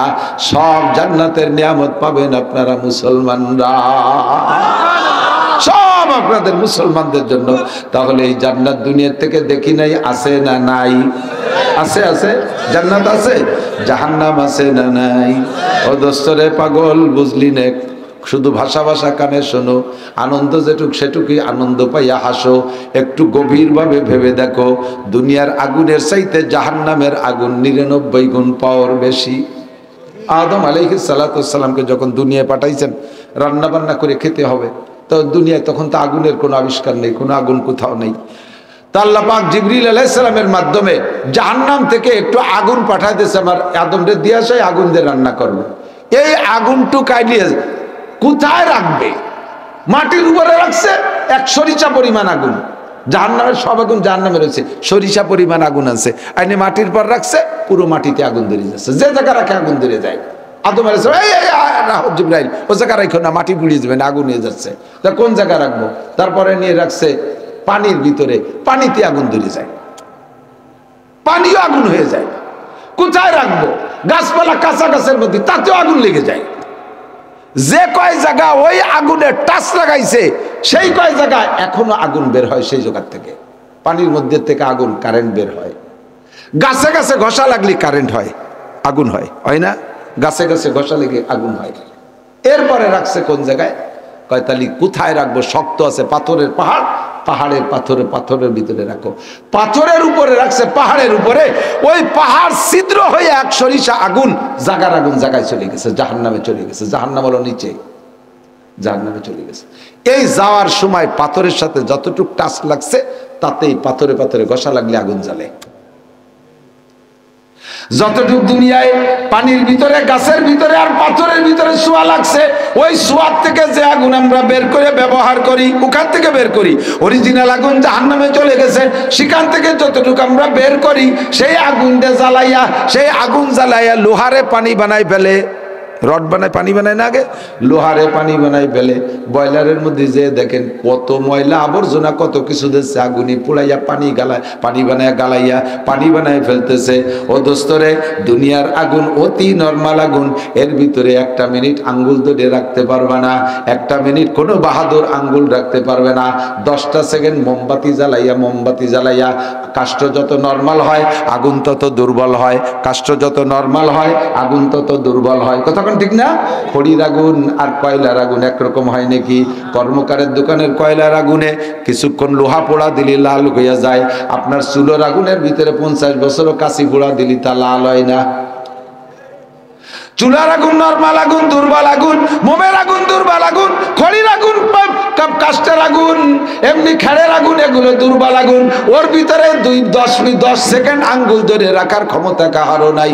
আল্লাহর কসম জাহান্নাম আছে, ওই বিশাল জাহান্নামের ভিতরে একটা কবিরা গুনাহ সগীরা গুনাহ, অর্থাৎ যে গুনাহই করেন, কবিরা বলেন আর সগীরা গলে বলেন, একটা গুনার কারণে 7000 বছর জাহান্নামে পোড়া লাগবে। রব্বানা, দোয়া করেন, রব্বানা আতিনা ফিদ দুনিয়া হাসানা ওয়া ফিল আখিরাতি হাসানা ওয়া কিনা আযাবান নার। আতিনা ফি দারে দুনিয়া না হাসান, আতিনা ফি দারে উকবানা হাসান। ও আল্লাহ, দুনিয়ার শাস্তি, দুনিয়ার অশান্তি সহ্য করতে পারবো না, আখিরাতে জাহান্নামের কষ্ট সহ্য করতে পারবো না, তুমি আমাদেরকে জাহান্নামের আগুন থেকে বাঁচাইয়া দাও। একটু কন্যা আমিন। এই জাহান্নামকে দেখি নাই বিশ্বাস করি, জাহান্নামকে দেখি নাই বিশ্বাস করি, আছে না নাই? নবী পাক বলেন, মারারতু লাইলাতা উসরিয়া বিবি কওমিন বুতুলুহুম কাল বুয়ুত। আমি মেরাজে যাইয়া সরাসরি জাহান্নাম দেখে আসছি। 7টা জাহান্নাম আর 8টা জান্নাত। নবী আলাইহিস সালামকে জিবরাইল সাথে নিয়ে এই 8 আর 7 15টা সব জায়গায় একেবারে রন্দে রন্দে গলিতে গলিতে ঘুরে দেখাইছে। হুজুর কয়, জাহান্নামের মধ্যে এক জায়গা যেয়ে দেখি, ওই জায়গার মানুষের পেট বিশাল বিশাল গোডাউনের মতো, মানুষের বুড়ি। কাল বুয়ুত, বাইতুন মানে ঘর, তার বহু বচন বুয়ুত। এক একজন মানুষের পেট অনেক ঘরের সমান, মানুষের চাইতে বুড়ি বড়। এই পেটটা খালি না, পেটগুলো খালি না, ফিহাল হাইয়াত, পেট ভরা সাপ আর সাপ।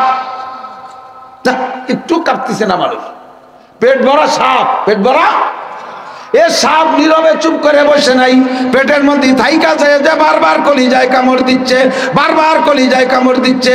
আর ওই লোকটা এক একটা সাপের কামড়ে চিৎকার মেরে শুধু হাত লাফতে উঠতেছে, আবার লাফতে তো বেরোয় যেতে পারছে না, আগুনের ভিতরে পড়তেছে, আবার সাপে কামড়াইতে আছে, চিৎকার মারতেছে, সব সাপে তার কলিজায় কামড়াইতেছে, চিৎকার মারতেছে আর বলতেছে, রব্বানা আখরিজনা মিনহা ফাইন উদনা ফাইন্না যালিমুন।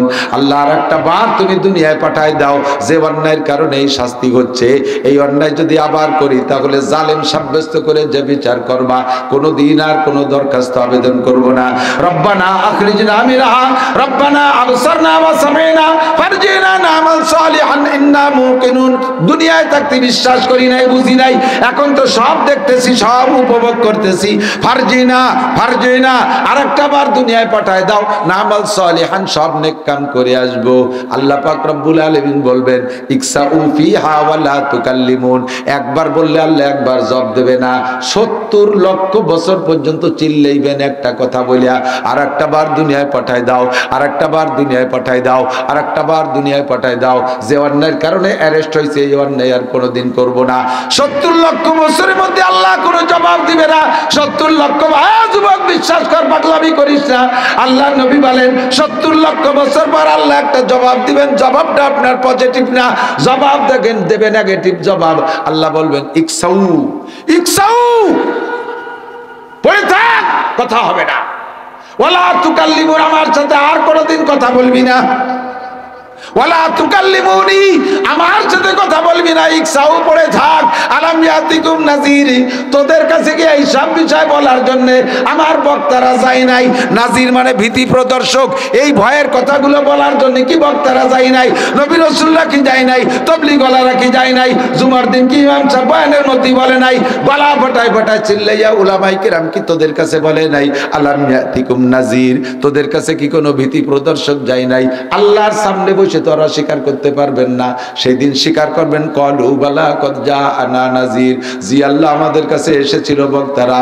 ফাকাদ্দাবনা ওয়া কুলনা মা নাযালাল্লাহু মিন শাই, আমরা বলতাম এগুলো আল্লাহর কথা না, সব মিথ্যে কথা, মৌলবীরা ঘরে বসে বসে বানায় বানায় ভাও কথা কয়, এই বলে সব কথাকে অস্বীকার করতাম। আল্লাহ তুমি আর একটা বার সুযোগ দাও, এই কথাগুলো আর কোনোদিন বলবো না। আবার চিল্লানো শুরু হবে, 70 লক্ষ বছর চিল্লানোর পরে আবারও বলবে ইকসাউ বিয়া ওয়ালা তুকাল্লিমুন, পড়ে থাক কোনো কথা হবে না। ও দোস্ত, জিজ্ঞেস করলেন নবী পাক জিবরাইলকে, ভাই জিবরাইল এই লোকগুলো চিল্লাইতেছে, আল্লাহ তো একটা জবাব তাদেরকে দিলে পারে। জিবরাইলকে হুজুর আইজো না কাইলো না, 70 লক্ষ বছর পরে এই জবাব হবে। হুজুর শুনিয়ে রহমাতে আলম নবী উম্মতের প্রতি তো দরদি, হুজুর বলেন জিবরাইল রে কোন অন্যায়ের কারণে আমার উম্মতের এই শাস্তি হচ্ছে একটু কও। জিবরাইল কয় হাউলাই আকিলাতুর রিবা, এরা হলো আপনার উম্মতের সুদখোর উম্মত। সুদ নিজে খাওয়াইছে, মানুষকে খাওয়া শিখাইছে, সুদের প্রচলন দিয়েছে, সুদের প্রতিষ্ঠান করেছে, সুদের প্রতিষ্ঠানে চাকরি করেছে, সুদের জন্য মানুষকে গাছ করেছে, তশকিল করেছে, বাড়ি বাড়ি যেয়ে যে মানুষকে সুদে টাকা লেনদেনের জন্য তার পক্ষে কথা বলেছে। এই সুদে কারবারের প্রণেতা যে, সুদে কারবারের প্রণেতা যে, সারা দুনিয়ায় সুদের কারবারে যে যত গুনাহ হবে প্রণেতার আমল নামায় সম্পূর্ণ গুনাহ জমা হবে। তাই বলে আপনারা ব্যক্তিগত পার্সোনাল পার্ট পিস পিস করে বাদ যাবেন, আপনারা বেঁচে যাবেন তা না। যার যার গুনাহ সে তো ভুগবেনই, আর সমস্ত গুনাহ গোড়ায় যাইয়ে মুরব্বীর আমল নামায় জমা হবে। কে মুরব্বী সেদিন বোঝা যাবে, এখন তো বলা যায় না। মুরব্বীর নাম কলি, বাসুরির নাম কলি কি যেন কয় না মানসি, তো বাসুরির নাম কলি তাই হয়, কোন মুরব্বীর নামই বলার কায়দা নাই। তবে মুরব্বী কিরা ভাষাও বা তারা ইদান কাশাবাল গুবারো আবার রাসুন তাহতা রিজলিকা আমি হেমারো, দুনিয়ায় বসে ঝগড়া করতেছ, তোমরা জিতে আসো আমরা পিছে গেছি। অন্ধকার কেটে গেলে প্রমাণ হবে কে গুলার পিঠে বসা কে গাদার পিঠে বসা, অন্ধকার কেটে গেলে বোঝা যাবে। মর্দমারা সর্বসর দর খাবেদা গস্তে বেদারা কেউ রতাস জাহা, দুনিয়ায় যতক্ষণ আছো ঘুমিয়ে আছো, কবরে গেলে ঘুম ভাঙবে দোস্ত, সব দেখতে পারবা। ঠিক কিনা? এই লোকগুলো কারা? যাদের পেট ভরা সাপ, এরা হলো সুদখোর সুদদাতা। প্রত্যেক 100 পয়সায় 1 টাকা, টাকায় 100 করে সাপ হইছে, টাকায় 100 করে সাপ হইছে। আর এই লোকগুলোর গুনার আরো কারণ আছে, এই শাস্তির আরো কারণ। আর রেবা সাবুনা জুজআ, নবী পাক বলে সুদের মধ্যে 70টা স্তর আছে, 70 প্রকারের গুনাহ। 1 নম্বর গুনাহ হলো হারবুম বিল্লাহি ওয়া রাসূলিহি, আল্লাহ রাসূলের সাথে যুদ্ধ করার গুনাহ। আল্লাহর সাথে যুদ্ধ করা বৈধ না অবৈধ? কথা কান, বৈধ না অবৈধ? নবী পাকের বিপক্ষে যুদ্ধ করা বৈধ না অবৈধ? আল্লাহ রাসূলের সাথে যুদ্ধ করে কেউ টেকে নাই। নমরুদ হারছে ইব্রাহিম আলাইহিস সালামের সাথে যুদ্ধ কইরা, ফিরাউন টাকছে মুসা আলাইহিস সালামের সাথে যুদ্ধ কইরা, কারুন টাকছে মুসা নবীর সাথে যুদ্ধ করে, হ্যাঁ হামান টাকছে মুসা নবীর সাথে যুদ্ধ করে। কথা বলেন ঠিক ঠিক না? হুদ আলাইহিস সালামের সাথে যুদ্ধ করে সাদ্দাত তার জান্নাতের গেটে ধ্বংস হয়ে গেছে। আরে আবু জাহেল, আবু লাহাব, উতবা, সাইবা, বড় বড় ধামড়াগুলো আমার নবীর সাথে বেয়াদবি করে যুদ্ধ করে ধ্বংস হয়ে গেছে, কেউ টিকতে পারে নাই।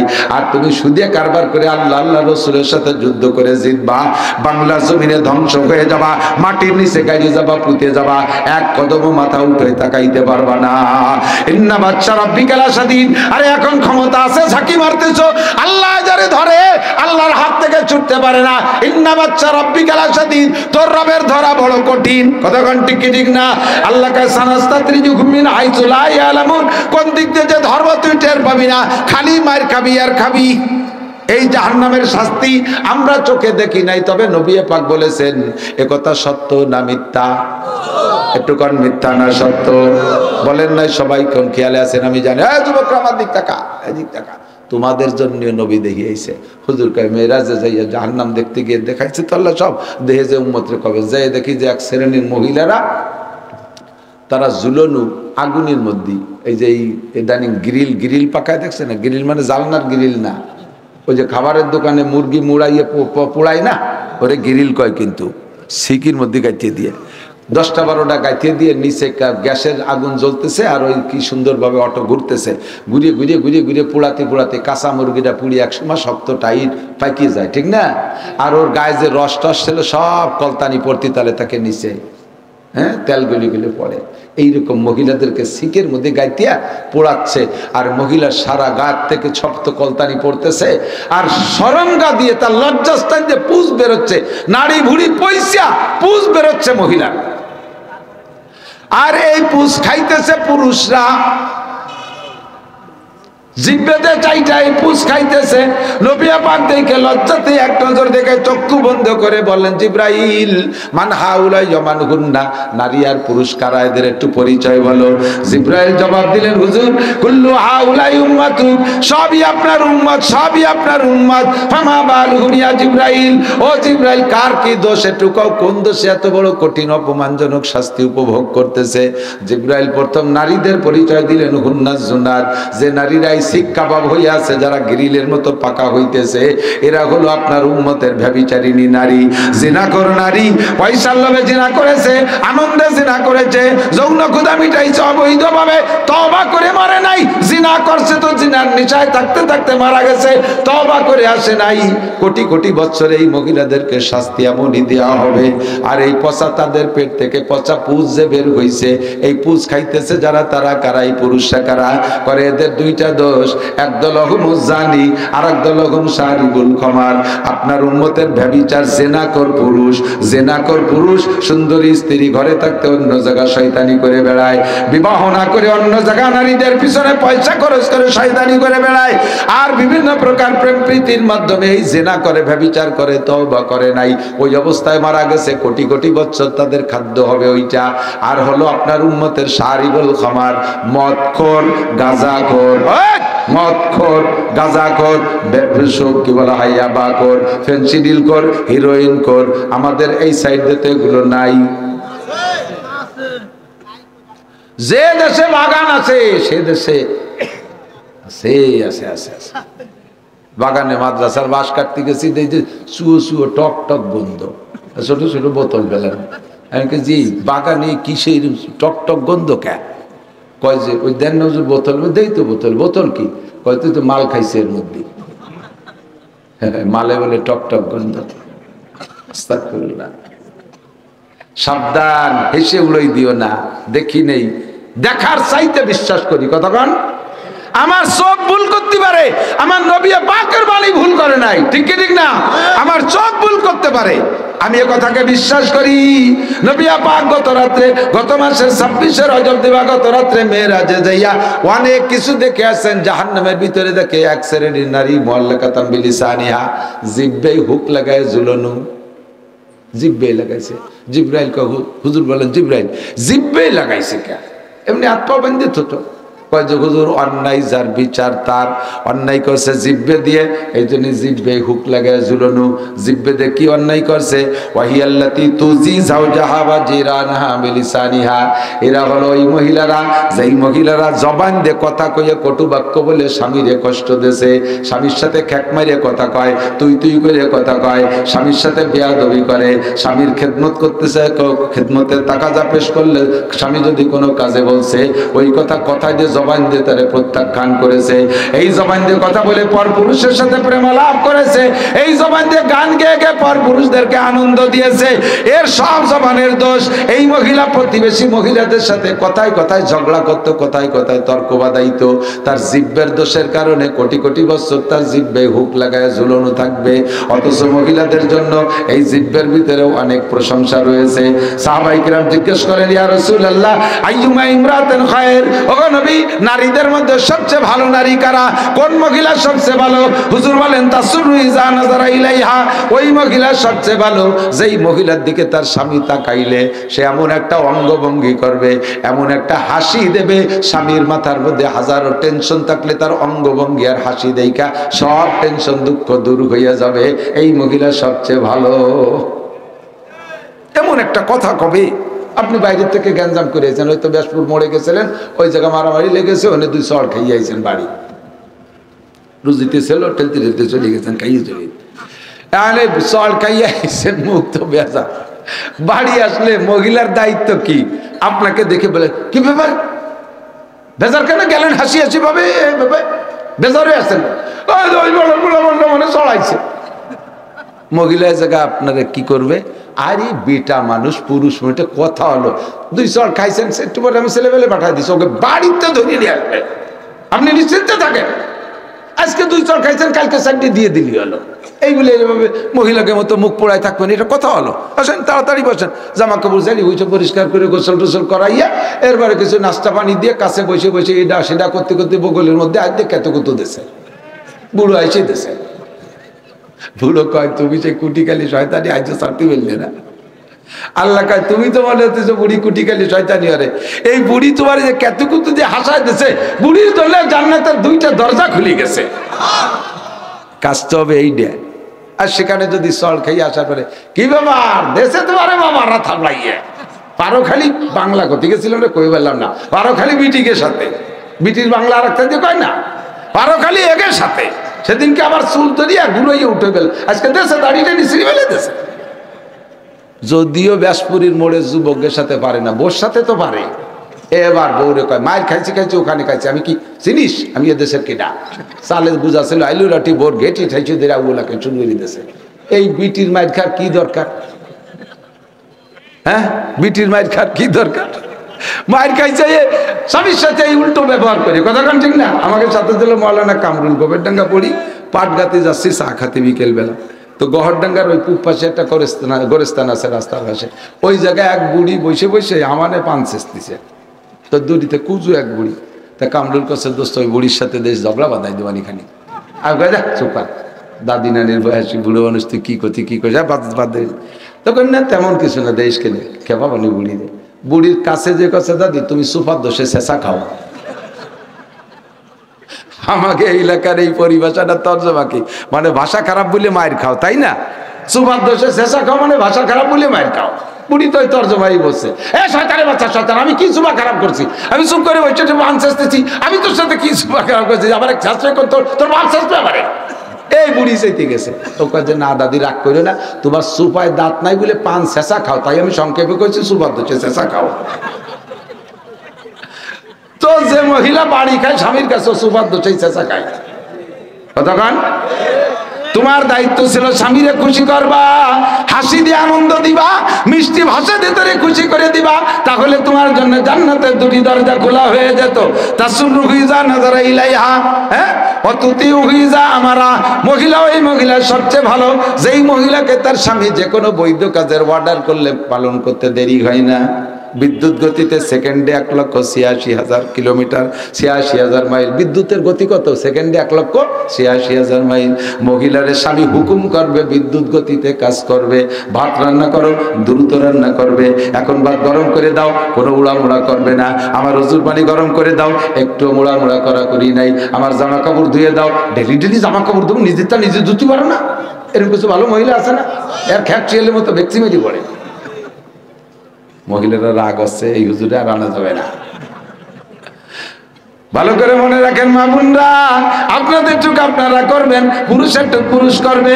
কোন মহিলা যদি তার স্বামীরে এভাবে খেদমত দিয়ে খুশি করতে পারে, আমার বিশ্বাস ওই স্বামী যদি ফেরাউনের মতো হয় তো ওই স্ত্রীর উপরে টর্চারিং করতে পারবে না। মহিলার চেহারা ভালো না হইলে তার ব্যবহারে সবকিছু। হুসনে সুরত চন্দে রোজা খেরপানা হো जाएगा तुम्हारे ये नाज एक दिन खाके में मिल जाएगा। हुस्न सूरत चंद रोजा हुस्न सीरत मुस्तकिल, उससे खुश होता है आकी, इससे खुश होता है दिल। हुस्न सूरत चंद रोजा हुस्न सीरत मुस्तकिल, इससे खुश होता है आकी, उससे खुश होता है दिल। চেহারার বড়াই অল্প কয়দিন, চরিত্রের বড়াই মরণ পর্যন্ত, ঠিক না? চেহারা যৌবন ফুরাই গেলে চেহারা শেষ হয়ে যায়, কিন্তু চরিত্র এটা যত বয়স বাড়ে চরিত্র তত সুন্দর হতে পারে কি পারে না? যত বয়স বাড়ে তত চরিত্র সুন্দর হয়। আরে চেহারার সৌন্দর্য কিছুক্ষণের জন্য, এরপরে শেষ হয়ে যায়। চরিত্রটা ভালো করো তুমি, মরণকাল পর্যন্ত প্রশংসিত থাকবে। প্রতিবেশী ও মা বোনরা, প্রতিবেশী অনেক মানুষ তোমার বাড়ি মেহমান আসবে, আসলেই তোমার তাদের সাথে সাক্ষাৎ করে তাদের খেদমত করতে হবে তা না। তোমার ভাসুর পুত দেওয়ার পুত তাদের সাথে তোমার দেখা দেওয়া জায়েজ নাই। স্বামীর ভাগ্নেদের সাথে দেখা দেওয়া জায়েজ নাই। তোমার জামাইয়ের ভাইরা আসলে, পুত্ররা আসলে দেখা দেওয়া জায়েজ নাই। মেয়ের দেওররা আসলে তাদের সাথে দেখা দেওয়া জায়েজ নাই। কিন্তু কিন্তু তাদেরকে তুমি এমন খেদমত করবা, ঘরের ভিতরে থেকে খেদমত করবা যা তারা দেখবে না অথচ খেদমতে মুগ্ধ হবে। তুমি মরে গেলি কানবে, কাকির বাড়ি যায় কোনোদিন খালি মুখে আসি নাই, ওনার কাছে আম হইতো, আম পাড়ি আমাদেরকে ছোটবেলায় আম ডেকে ডেকে খাওয়াইতো, কাকির কাছে কত বড়ই আমরা পেড়ে দিতাম, আমাদের খরচ ভরে বড়ই দিত, কোনোদিনও বাড়ি যে না খেয়ে আসি নাই। তুমি এমন একটা কাকি হও মরার পরে যাতে মানুষে তোমার প্রশংসা করে। নবী পাক বলেন এক শ্রেণীর মানুষ তাদের মহিলাদের তাদের জিহ্বায় হুক লাগায় ঝুলানো থাকবে, তারা ওরা ওই সকল মহিলারা যারা প্রতিবেশীর সাথে অসৎ কটু বাক্য ব্যবহার করে। পক্ষান্তরে ওই মহিলা সবচেয়ে ভালো যেই মহিলা স্বামীর সাথে সৎ ব্যবহার করে। অতুতি যা আমারা যত বৈধ কাজ আছে সবগুলো বিদ্যুৎ গতিতে পালন করে। ওয়ালা তুফসিদু ফি মালিহি ওয়া ফি আওলাদিহি, আর স্বামীর মাল খেয়ানত করে না, স্বামীর সন্তান নষ্ট করে না। খেয়াল করেন, খেয়াল, স্বামীর মাল খেয়ানত করে না। স্বামী বেচারা দেশ বিদেশ টোটো কইরা যান জীবনের বাজি রেখে কামাই করে বাড়ি টাকা পাঠায়, আর তুমি সেই টাকা নিয়ে Kashiani, Gopalganj, Khulna New Market, Dhaka New Market, Bashundhara City market যে মার্কেট করে করে তুমি বিদেশি স্বামীর বউ বলে তুমি একটা দাপটে ঘোরো। স্বামী বেচারা 10 বছর বিদেশ করে আসার পরে আবার সেই কিসেন বেচাই। স্বামী বিদেশে যাওয়ার সাথে সাথে এবার ছোট মোটো বাচ্চা কাচ্চা নিয়ে শহরে যে বাসা নেয়, আছে না একদম পাখির বাসায় তার বাড়ি, সব শ্বশুর বাড়ি, স্বামীর বাড়ি, কত জায়গাওয়ালা বাড়ি, এতে মজা হয় না। শহরে যে একটু 2 রুমের একটা বাসা নেবে, ওই জায়গা কি জন্য যাচ্ছ? কয় যে ছেলেমেয়ের লেখাপড়ার জন্য। ছেলেমেয়ের লেখাপড়া কি জন্য যাও? প্রতি গেলি তো খেপানে জন্মের খেপা। হ্যাঁ কব না তাই কি মেলা যায়, থাক ঠিক আছে করলাম না, জান যা কব না তাই কি, অবশ্যই কব। 1 নম্বরে শ্বশুর শাশুড়ির খেদমতের তারপর বিরক্ত হইয়া শ্বশুর শাশুড়ির মুখে ভাত দেওয়া দেখতে পারে না। কতক্ষণ শ্বশুর শাশুড়ির মুখে ভাত দেখতে পারে না, শ্বশুর শাশুড়ির খেদমত করতে চায় না। এই জন্য আর এক শ্রেণী আছে চরিত্র খারাপ, গ্রামে থেকে চরিত্রের নষ্টামি করতে পারে না, এই জন্য শহরে যে বাসা নিয়ে সে জায়গায় নষ্টামি করে। এই উদ্দেশ্যে যায় ছেলে মেয়ের লেখাপড়া শিখে কতটা তালেবার বানায় আনছো। আমরা যারা গ্রামে থেকে এখনো পর্যন্ত চ্যালেঞ্জ করে বলবো, বাংলাদেশের সবচেয়ে বড় বড় প্রবীণ অফিসার যেগুলো খুঁজে দেখেন সবগুলো গ্রামের প্রাইমারি, গ্রামের হাই স্কুল, গ্রামের সাধারণ কলেজেতে পড়িয়ে বড় বড় হয়েছে। আর তাকে ছেলেবেলা ঢাকায় থেকে বড় জায়গা পড়িয়ে কয়েকদিন পর সন্ত্রাস, ডাকাত, লুচ্চ, বদমাশ, গুন্ডো, আসুচা, আপাও দুয়া, বেড়ার ফুটো, দাঁতে চাতা, এগিয়ে সোচে না, মুঠে পানি মনে না, দাঁড়ায় মতে খাড়ায় খায় কে পায়খানা করে, আটা দেয় রাস্তায় দিয়ে চলে যায়, খালের মধ্যে একটা আবাল সাইজে বুঝে থাকে, পোল্ট্রির বাচ্চা হয়ে যায়। কতক্ষণ জানবাম কিচ্ছু বোঝে না, ইন্টারন্যাশনাল আবাল ভুলে টেবা হয়ে গেছে। আর আল্লাহর রহমতে স্টিল বডি, এই দিনে রাতে দৌড়তি তালে রয়েছি। আছে না বাপের সাথে এলো ক্লাস 5 পর্যন্ত আলস আসছি, পাইয়ে গেছি, কড়কড়িয়ে গেছি। রোদে জলে টিকে রং পাকা কয় তাহারে, ছোটবেলায় কবিতা বলতে, রোদে জলে টিকে রং পাকা কয় তাহারে। রোদ বৃষ্টি পুড়তে সব খাইতে গিয়ে বাপের সাথে কিছুক্ষণ বইনি রয়েছি খরার মধ্যে, ডন করে বৃষ্টি এসে ভিজেই দিয়েছে।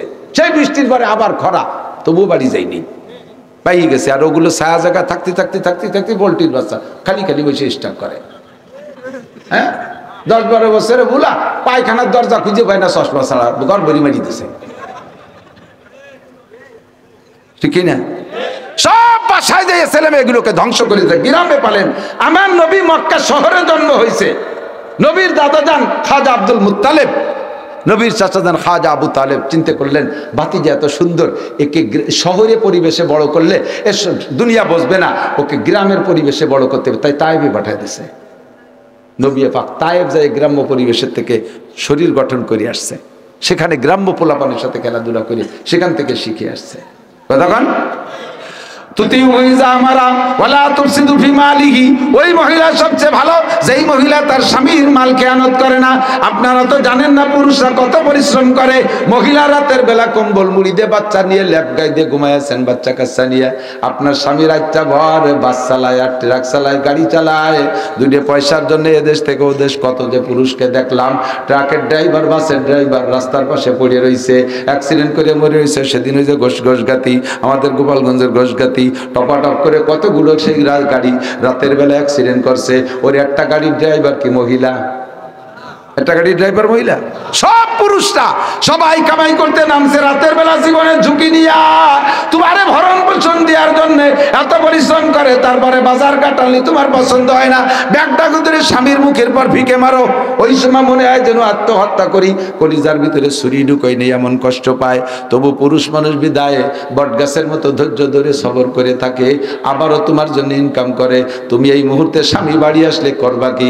তার রেখে যা টাকাগুলো পাহারাদারি করবা, তার জায়গা জমি ঘর বাড়ি তার মাল আসবাব তুমি নাইট ডিউটি করবা, ডে নাইট দুই প্রকার ডিউটি করে হেফাজত করবা, একটা টাকাও নষ্ট করবা না।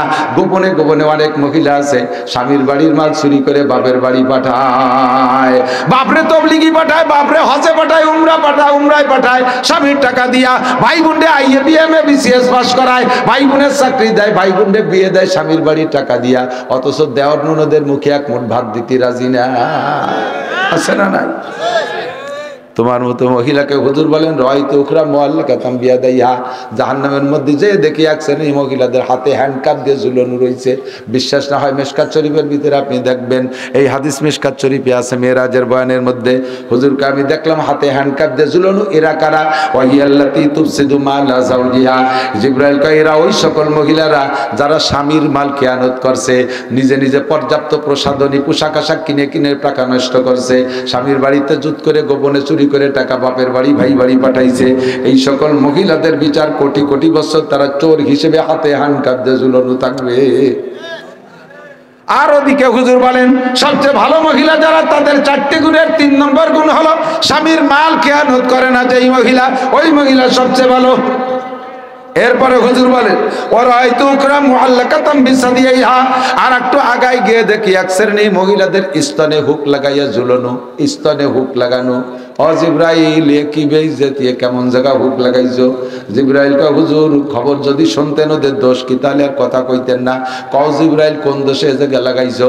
কয় ওয়াহিয়াল্লাতী তুরজিউ বিগাইরি ইজনি যাওজিহা, এরা ওই সকল মহিলারা যারা স্বামীর বিনা অনুমতিতে নিজের স্তনের দুধ অন্য মানুষের বাচ্চাদেরকে খাওয়াইয়া পয়সা কামাই করছে।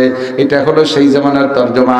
ব্যাখ্যা তর্জমা হলো যেই সকল মহিলারা স্তনের সাথে অসৎ ব্যবহার করেছে, স্তনের সাথে যত ধরনের অসৎ ব্যবহার সম্ভব বলার ব্যাখ্যা করার দরকার নাই, সকলেই তা জানে। এই স্তনের সাথে অসৎ ব্যবহার করছে বিদায় কোটি কোটি বছর বিচার সেই জায়গা।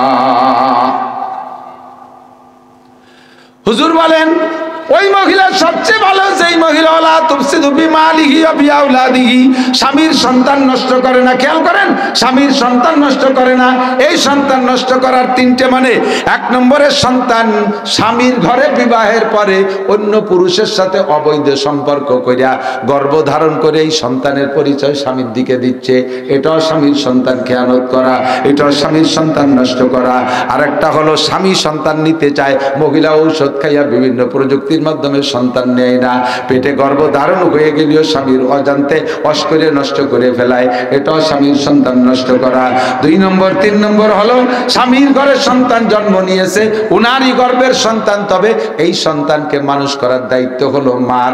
মায়ের চাইতে বড় উস্তাদ হয় না, মা সর্বপ্রথম উস্তাদ। মায়ের কাছ থেকে সন্তানরা ভাষা শেখে, এর কারণে ভাষার নাম মাতৃভাষা।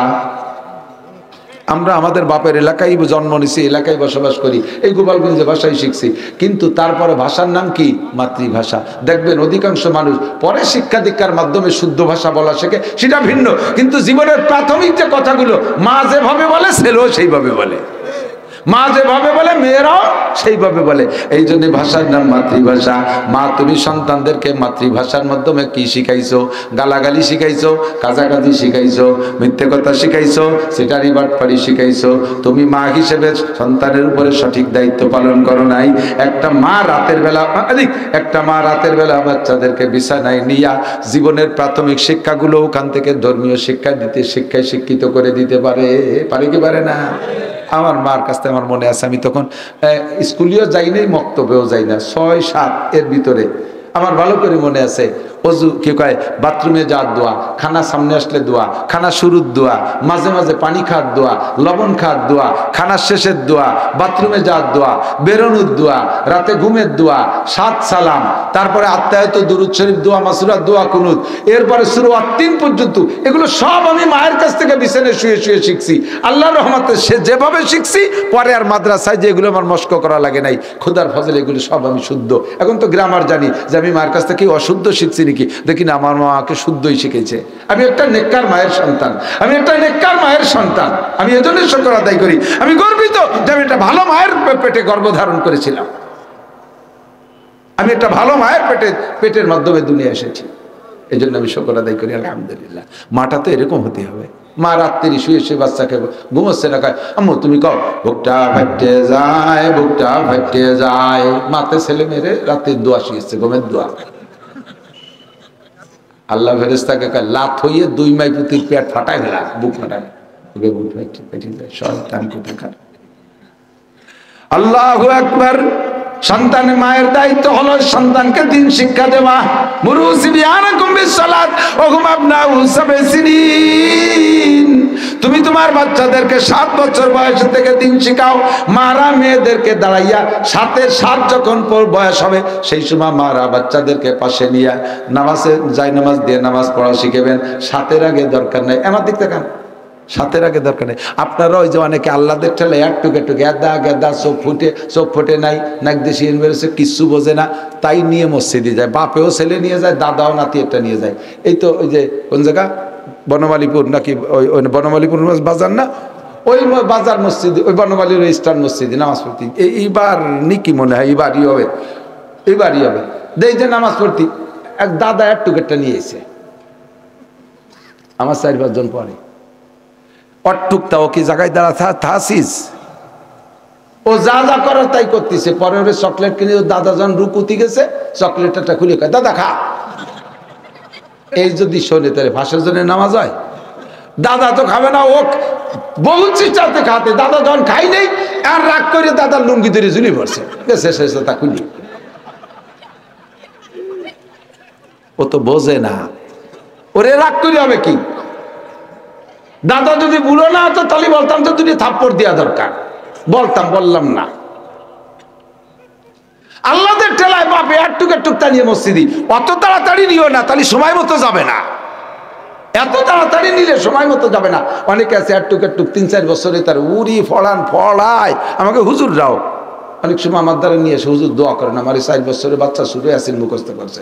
আমি সারা ক্রেডিট কামাই করতে এসে 4 বছর আগে শুরু আছেন মুখে, তো শুরু আছেন কি বোঝে? ওর ব্রেন, ওর সেট, মাথা হিট হয়ে যাবে সময় মতো, তারপরে পড়বে না, বলবে যে তোরা পড়ি বেড়ে আমি পারবো না। 3-4 বছরে এদা গেদা তাই কেজি স্কুলে দিয়ে ব্রেন হিট করে ফেলতেছে, মারতি দোমের নাড়ি উল্টো বেসতে পারে ফেলে দেয়, লেখাপড়া পারে না। কয় যে একটু তারে মারিস, কয় যে এখনো ম্যাট্রিক পাস করলো না, কবে লেখাপড়া শিখবে? 4 বছর বয়স ম্যাট্রিক পাস করলো না, তুই কয় লাইন পড়ি তুই যে দাতাল।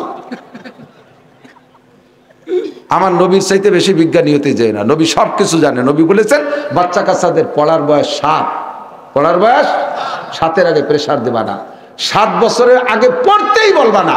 মা বাপে পড়বে, শুনি যাটুক পড়লো। বড় ভাই বোন থাকলে তারা পড়বে, শুনি যা পড়লো। পড়ার প্রেশার দেবা না। যদি একবার ব্রেন সেট হিট হয়ে যায় তাহলে আর কোনোদিন পড়তে যাবে না, নামাজের হুকুম হবে না। কোরআন কিতাব, বাংলা বই পুস্তক কিচ্ছু পড়ার বলবা। দেখবেন আমি চ্যালেঞ্জ করে বলতে পারি 7 যখন হয়ে যাবে তখন ওই বলবে আমার বই কিনে দাও। আম্মু তুমি আব্বুরু কইছিল আমার বই এনে দিতি, আমার জন্ম নিবন্ধন লাগবে কিন্তু ভর্তি হতি, আমার তাড়াতাড়ি আমার বই কিনে দিতে, আমার স্কুলে ভর্তি হয়ে দিতে, আমি কে দিতি। ও সেই সব নিজে বিরক্ত করবে। সে সময় যা দেবেন তাই পড়বে আর পারবে। কখনো এই 3, 4, 5, 6 বছরে তা মসজিদে নেবেন না, কখনো নেবেন না। আল্লাহদের ঠেলে শুক্রবারে ঈদের সময় 2 পাশে 2 মুরব্বী, হাসে একটাই গেটিস হয়ে গেছে। এই গেটিস হয়ে থাইয়ে তো একবার দাদারে খুঁচাতে, একবার ভাষার জন্য। সেদিনকে এই জায়গা কোন মসজিদে যেন একটা আমার সামনে পুরো টানটান এসেই হচ্ছে, সিজদায় দিতে পারি না। পরে কলম যে ভাই এগুলো করবে, কয় যে এখন থেকে অভ্যাস না করলি। আমি তো এই অভ্যাস না, এখন তো বোঝে না বলে আসো, বুঝলে আসবে না। দারোগার গায়ের মতো, দারোগার গায়ের মসজিদের ভিতরে যে আগে বেঁধে চেন্নাই নষ্ট হয়ে তুই রাত্রি ইমাম সাহেব ফজরে আজান দিতে যে দেয় যে ওই অবস্থা, কেড়াল দিয়ে বাড়িতে বেরোইছে। দারোগার গায়ে যে বাড়ি সেই বাড়িতেও যাবে, উঠোনে যার পরও কয় বাড়ি, দারোগা দোতলার থেকে আমি গাই কার কয়, তাই তো আপনার গাই নাকি? বলে হ্যাঁ গাই তো আমার। তা মানুষ কে যে মসজিদ নষ্ট করে ফেলেছে দেখছেন? তো দারোগা কয় যে ও তো বোঝে না, ভুলে গেছে। বুঝোরে বাড়িতে আমার কোনোদিন দেখছিস মসজিদে? আমি বুঝি, আমি যাইনি, ও বোঝে না বলে ঢুকছে। আমার কোনোদিন দেখছিস মসজিদে? যেদিন বোঝে না একদিন তোমার সাথে গ্যাটিস হয়ে যায়, জানলে বসবে সে সময় যাবে না। তো যে সময় বসবে সে সময় যাইতে হলে সে সময় যাওয়ানোর প্র্যাকটিসের বয়স আছে। সাথে শুরু করবা, সাথে হুকুম করবা। 10-এ যদি নামাজ না পড়ে তাহলে পিটেন দিবা। 10-এ নামাজ না পড়লি পিটেন। হুজুর বলছেন, আমাদের নবী বলছে ওয়াজরিবু আলাইহা, নামাজের জন্য পিটেন দাও। হুম আপনার আশারে সিনিন, বাচ্চার বয়স যখন 10 পুরি যাবে তারপরে নামাজ না পড়লে পিটেন দাও। তাহলে এই পিটেন আর ওই অর্ডার, এই প্র্যাকটিস, এটা সময় মতো কাজে লাগবে। আর ওই গেদা থাকতে নিয়ে সুফি সাজাইয়া পাগড়ি পুগড়ি বাঁধতে এনেছো, ও কয়দিন পর হুটিয়ে যাবে, অত তাড়াতাড়ি নিও না। বাচ্চা কাচ্চাদেরকে মা কোলের মধ্যে রেখে এগুলো শিক্ষা দেবে।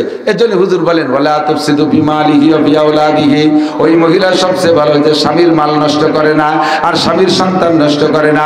স্বামীর কাছে, স্ত্রীর কাছে, মায়ের কাছে সন্তানগুলো হলো আমানত।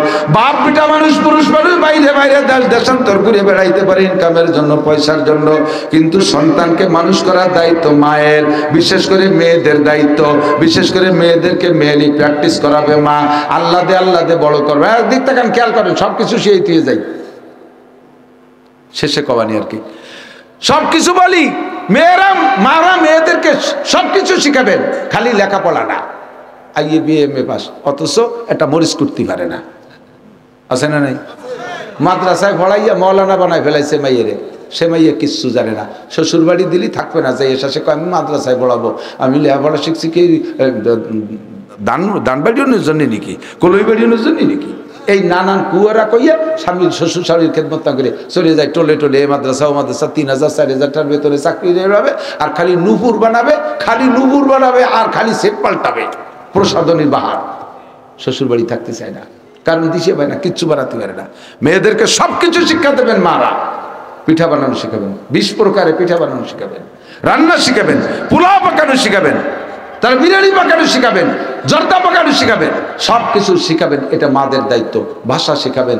কখনো মারা মেয়েদের সামনে, সন্তানদের সামনে, আপনি যদি স্বামীর সাথে একটু কটুবাক্য করাও লাগে, এটা কখনো সন্তানের সাথে সামনে করবেন না। কখনো সন্তানের সামনে স্বামীর সাথে উল্টো পাল্টা করবেন না। আপনি যতটুকু করবেন, পুরুষ মানুষকে আল্লাহ ধৈর্য বেশি দেশে, আপনি মহিলা মানুষ উল্টো পাল্টা করতেছেন, স্বামীতে বুঝিয়ে শুনেই ওটা প্রতিবাদ করতে পাইলেও করে না, চুপ করে তাকে যে ছেলে মেয়ের সামনে মারামারি করলে দেখতে কেমন দেয়া যায়। কিন্তু আপনি তো বিয়াদবি করেই যাচ্ছেন। আপনার এই বিয়াদবিটা আপনার স্বামী সহ্য করে এনেছে, কিন্তু আপনার মেয়েটা ওই দেখে প্র্যাকটিস নিচ্ছে, সে ট্রেনিং নিচ্ছে। ও তাই তো নিয়ম এইটাই, আমার মা আমার আব্বারে কত চড়ালো, আমার আব্বা কোনোদিন কিছু করলো না, তাই তো এইটাই নিয়ম। ওরে যে বিয়ে দেশে যে বাড়ি, সেই বাড়ি যে সৈয়দ বা সে বাড়ি, ছেলেটা তো সৈয়দ বংশের পাঠান।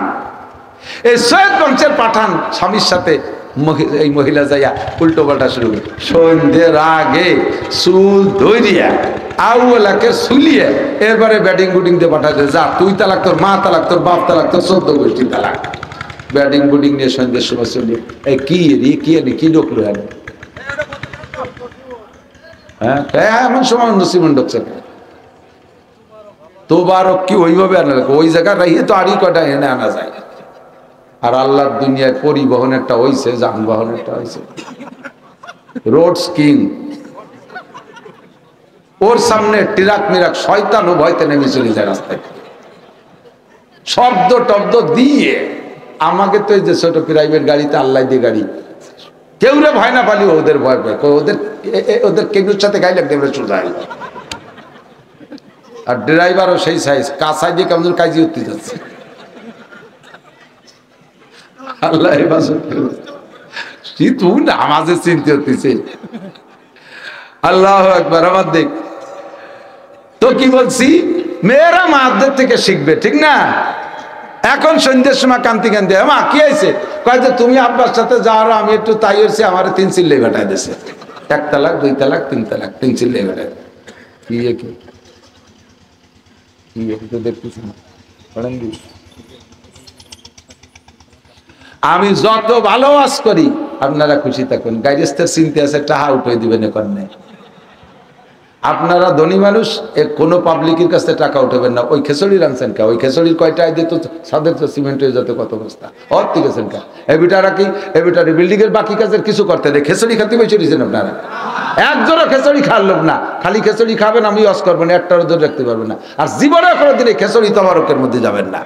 পরে লাগে যায় গন্ডগোল, তার একজনে 2 প্যাকেট নিল, তাই নিয়ে কাজিও হয়। ওয়াজ করবো রাতভর, আপনারা আজ রাজি আছেন না? তবে শেষমেশ খাইয়ে যাবে, ওই রানছে না খালি তো নষ্ট হয়ে যাবে। মেহমানদারি নিয়ে আসছেন, দাওয়াত দিয়ে দিলাম আমার দিকে না। আল্লাহ উদখুলু বিসসিলমি কাফা, আদিক ওদিক যাব না, যে আয়াত পড়ছি তার তরজমা করি। আল্লাহ পাক বলেন মুসলমান তো হবা, মুসলমান হয়ে খুশি হইছো তো। মুসলমান খালি 7-8-10 বছর বয়সে খাতনা নিয়ে মুসলমানি নিয়ে না, মুসলমান না। মুসলমান কারে কয়? মুসলমানি বুয়াদ গরদান নেহাদান আইনানে খুতবা দস্তে খাজা দাদান। এই আমার দিক, মুসলমানি বুয়াদ গরদান নেহাদান আইনানে খুতবা দস্তে খাজা দাদান। মুসলমানি হলো মাথাটাকে আল্লাহর সামনে অবনত করা, মুখে একটা লাগাম লাগাইয়া ঘোড়ার মতো মুহাম্মদুর রাসূলুল্লাহর হাতে ধরাই দেওয়া। নবী আমারে যেদিক টানবে আমি সেই দিক যাব, নবী আমারে যেদিক যাইতে বাধা দেয় সেদিক আমি যাব না। কতক্ষণ? আল্লাহ পাক বলেন মা তাকুমুর রাসূলু ফাকুযুহু ওয়া মা নাহাকুম আনহু ফান্তাহু। আমার নবী তোমাদেরকে যা করতে বলে তাই করবা, যেটা নিষেধ করে সেইটা থেকে বিরত থাকবা। এর নাম হলো ইসলাম। এবার আল্লাহ কাইয়া আইয়ুহাল্লাযীনা আমানু, হে আমার অন্ধ জগতের অটল বিশ্বাসী পাগলরা, উদখুলু ফিস-সিলমি কাফা। মুসলমান যদি হও, পূর্ণ মুসলমান হও, একদিকে টুপি পরো আর একদিকে দাড়ি কাটো, তুমি কিন্তু পূর্ণ মুসলমান না। একদিকে নামাজ পড়ো, ওদিকে সুন্নতি পোশাক না। তোমার পোশাক দেখলে ডোনাল্ড ট্রাম্প না নরেন্দ্র মোদি নাকি জো বাইডেন না নেতানিয়াহু, কিছুই বোঝা যায় না। হিন্দু বৌদ্ধ খ্রিস্টান বলে তোমারে ভাগ করা যায় না। তোমার পোশাক আছে কিন্তু মুখে দাড়ি নাই, তোমার চুলগুলো দেখা যায় মেসি কাটিং দাড়ি দেখা যায়, এক ওই পশ্চিমাদের ইহুদি মার্কা চুল দাড়ি, কোনো তাই তোমারে মুসলমান বলে বোঝা যায় না। শুধু মাঝে মাঝে জুমার নামাজ পড়তে যাও আর 2 ঈদের নামাজ পড়তে যাও, কুরবানির সময় গরুর গোশত খাও, এ দিয়ে তুমি মুসলমান প্রমাণ করতে চাও। ও বান্দা, অতটুকের নাম মুসলমান না। উদখুলু ফিস-সিলমি কাফা, পাক্কা মুসলমান হও। 1 নম্বরে বুনিয়াল ইসলাম আলা খামসিন, 5টা জিনিসকে যদি ধরে রাখো তাহলে তুমি পাক্কা মুসলমান। 1 নম্বরে আমার সাথে সবাই পড়বেন, ইসলামের ভিত্তি 5টার। 1 নম্বরে আশহাদু আল্লা ইলাহা ইল্লাল্লাহু ওয়া আশহাদু আন্না মুহাম্মাদান আবদুহু ওয়া রাসূলুহু। আরবিতে কলেমাটাকে পড়া, এর মর্ম তর্জমা বুঝা।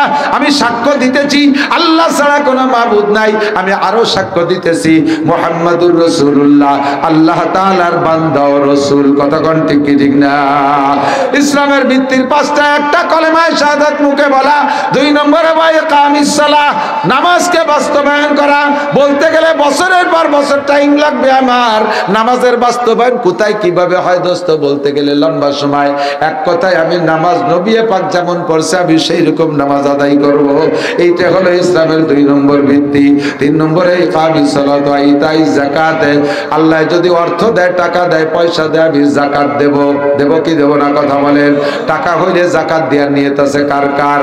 টাকা হইলে যাকাত দেবেন, না হইলে দরকার নাই। টাকা হইলে যাকাত দেবেন তো? আল্লাহ তৌফিক দান করো, বলেন আমিন। 4 নম্বরে অসওমি রমাদান, আসতেছে মাত্র 20-21 দিন পরে রমজান মাস। আল্লাহ যদি বাঁচায় রাখে, রমজান মাস নসিব করে, আমার সাথে দোয়া করেন, বলেন আল্লাহুম্মা বারিক লানা ফি রজব ওয়া শাবান ওয়া বাল্লিগনা রমাদান। আল্লাহ রজব ও শাবানের বরকত আমাদেরকে নসিব করো, বলেন না আমিন। আল্লাহ এতদিন যেহেতু বাঁচায় রাখছো, মেহেরবানি করে রমজান মাসে পৌঁছাই দিও, আমি যেন সুস্থভাবে পুরো রমজানের রোজা রাখতে পারি, তারাবির নামাজ ঠিক মতো আদায় করতে পারি। নবী পাক বলেন মান সামা রমাদানা ঈমানান ওয়া ইহতিসাবা গুফিরা লাহু মা তাকাদ্দামা মিন যামবিহি।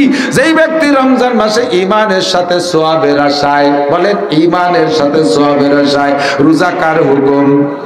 এই বিশ্বাসের সাথে রোজার প্রতিদান জান্নাত, এই বিশ্বাসের সাথে যে ব্যক্তি রোজা রাখে, গুফিরা লাহু মা তাকাদ্দামা মিন যামবিহি, এই রমজানের ওসিলায় তার আগের জীবনের সমস্ত গুনাহ মাফ।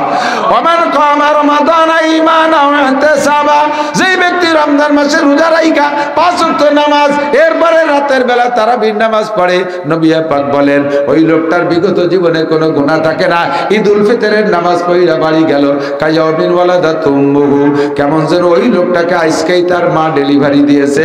নবজাতক বাচ্চার আমলনামায় যেমন গুনাহ থাকে না, রমজানের রোজা আর তারাবির নামাজ 5 ওয়াক্ত নামাজ যদি ঠিকমতো আদায় করে ঈদের নামাজ পড়ে বাড়ি যায়, বেগুনাহ মাসুম হইয়া যায়। 4 নম্বর রমজান পাইলে রোজা রাখবো। 5 নম্বর ওয়াল হজ, আমরা আল্লাহ যদি বাঁচায় রাখে, তৌফিক দেয়, আল্লাহ আমারে তৌফিক দিলে তৌফিকরে ব্যবহার করে হজে যাব। রাজি আছি? হজে যাবেন? হজে যাবেন নাকি উড়াকান্দি যাবেন? হজে না উড়াকান্দি? হজের পক্ষে কারা? আল্লাহ সবাইরে তৌফিক দিবেন না। উড়াকান্দির পক্ষে কারা? ওই 2 জন পাইছে উড়াকান্দি। উড়াকান্দি চেনেন না? আমি একটু আগে উড়াকান্দি দিয়ে আইছি, উড়াকান্দি গেছিলাম আমি একটু আগে। উড়াকান্দি পার করে এলো আড়কান্দি, আগে আইডিওকান্দি, উড়াকান্দি, আড়কান্দি, মাঝকান্দি, গেত্তকান্দি, 27 ডুমরাকান্দি, দইছাড়া, বাইরবাগ, জয়পুর, পৈশুর, নাটগা, সন্ডাল, দেবিলে গ্রামের নাম। সব গ্রামে গেছি তো অষ্টটি মুখস্থ হয়ে গেছে। তো উড়াকান্দি যাব না, ঠাকুর বাড়ি যাব না, আল্লাহ যদি না হজ উমরায় যাব। রাজি আছি না ইনশাআল্লাহ? আল্লাহ কবুল করুক, বলেন আমিন। যাবেন তো ইনশাআল্লাহ? আল্লাহ যতদিন বেঁচে আছি ততদিন তো বেঁচে থেকে কি বলেন রোজা নামাজ করব, ঠিক না? একটা লোক চাকরি করছে, 30 বছর সরকারি চাকরি করছে। 30 বছরের লাস্টের দিকে আগে কম কম বেতন পাইতো, শেষের দিক 40, 50, 60, 70, 1 লাখ হয়ে গেছে অনেকের বেতন। তেই বেতন যা পায় সংসারে খরচ হয়ে যায়, ডেলিটা ডেলি, মাসেরটা মাসে খরচ হয়ে যায়। তারপরও কোনো মতে নুন খাই ফ্যান খাই করে ছেলে মেয়ে বেঁচে আছে, কিন্তু পুঁজিবাটা ডানি কিচ্ছু নেই। মনে মনে একটা ইচ্ছা, আশা রয়েছে, একটা শখ আছে, একটা অপেক্ষা আছে যে রিটায়ার্ডের সময় 50 লাখ টাকা পাবো ইনশাআল্লাহ, যা কিছু করি সেই টাকা দিয়ে করবো। তো রিটায়ার্ডের সময় 50 লাখ টাকা পাইছে। যদি সচেতন মানুষ হয় তাহলে কি করে, আর অচেতনরা কি করে? অচেতনরা আইসেই ধমাধম নগদ কিছু দেখে টেকে পোল্ট্রি মুলটি ছাগল গরু কতটুন কিনে ব্যবসা শুরু করে দেয়, ছাগল ধমাধম করিয়ে সব এক ব্যাদিলি ছাগল চাষ, গরুতে 2 বার পাতলা পায়খানা, মুরগির বাট ফুডু হয়েছে আর অ্যানথ্রাক্স হয়েছে, এই সব মুরগি সব 50 লাখ টাকা শেষ। আর সচেতন যারা তারা একটু হুঁচের সাথে কাশিয়ানির পাশে কোনো মতে একটু শহর তলি হলিও 2 শতাংশ জমি কিনে, 3 শতাংশ জমি কিনে, তারপর একখান ঘর বানায়, 3 সেটও যদি ছাদ না দিতে বলে, 3টে ইউনিট, যে 3 ফ্যামিলিতে ভাড়া দিতে পারে, 3 ফ্যামিলির ভাড়া দিলি 3 জায়গাতে 3 ইউনিটে 3 10কে 30,000 টাকা আসে। ছেলে মেয়েরা যদি বুড়োকালে খবর নাও নেয়, মরাকাল পর্যন্ত 3 ইউনিটের ভাড়ার টাকা দিয়ে মুছে খাইয়ে বাইসে থাকতে পারবো, ঠিক কিনা? এটা সচেতন লোক না? সেম কোয়ালিটি আমরা আপনার দুনিয়ায় নামাজ পড়ি, রোজা রাখি, হজ করি, যাকাত দেই, এর বিনিময়ে আল্লাহ তাআলা দুনিয়া আমাদেরকে খাওয়ায় রাখতেছেন, পড়ায় রাখতেছেন, শান্তিতে রাখতেছেন, সুখে রাখতেছেন। কিন্তু মরার পরে আমারে তার বেতন দেবে না, মরার পরে তার কোনো ইবাদত নাই, আছে নাকি? মরার পরে নামাজ নাই, রোজা নাই, তাবলীগ নাই, সরমনাই নাই, মরার পরে কিচ্ছু নাই। কিন্তু আমার এই আখিরাত দুনিয়ার যত নেকি আবার ব্যবহার হবে আখিরাতে যাইয়া, কিন্তু আমার ইনকাম সোর্স বন্ধ। কাজেই আমার দুনিয়ায় বেঁচে থাকতে 3 ইউনিটের একটা বিল্ডিং করে যাওয়া উচিত, যাতে ওখান থেকে কিছু ভাড়ার টাকা আসে। কথা কন? নবী পাক তাই বলে, যা মাতাল ইনসান ইনকাতা আনহু আমালুহু, মানুষ মারা গেলে তার সব আমলের দরজা বন্ধ হয়ে যায়, ইল্লা বিন সালাসা, শুধু 3টে ইউনিট খোলা থাকে। 1 নম্বরে সদকায়ে জারিয়া, 2 নম্বরে ইলমিন ইউনতাফাউ বিহি, 3 নম্বরে ওয়ালাদিন সালেহ, নেক সন্তান, সদকায়ে জারিয়া আর কুরআন হাদিসের ইলম যদি রেখে যায় দুনিয়ায়, এগুলো যতদিন থাকবে ওখান থেকে বেতন আসতে থাকবে, ওখান থেকে ভাড়ার টাকা আসতে থাকবে, তাই কবরে বসে পাবেন। তো যতদিন আমরা নামাজ কালাম যা পড়ছি তো পড়ছি, এখন আমাদের একটা ইনকাম সোর্স, স্থায়ী আয়ের সোর্স খুলে রেখে যাওয়া উচিত হবে না? কথা কন? যার যেমন তৌফিক আছে সে সেরকম করবেন। কে 3 ইউনিট বিল্ডিং করবেন, কে 3 ইউনিট ওয়ালসেট টিনের ঘর করবেন, কেউ 3 ইউনিট শুধু টিনের ঘর করবেন, কেউ না পারলে কমপক্ষে খড়ির বেড়াই দিয়ে একটু ব্যাচেলাররা থাকতে পারে একটুক করে দিলেও দেবেন। যার যেমন তৌফিক আছে। আপনাদের কোরআনের প্রতিষ্ঠান, মাদ্রাসা সাদও হয়ে গেছে, পিলার টিলার হয়ে গেছে, গাঁথনি ওই যে খোয়া আছে, ফ্লোর হবে, ইত্যাদি হবে, আরও কিছু বালিও আছে, শুধু লাগবে কিছু সিমেন্ট আর মিস্ত্রির টাকা।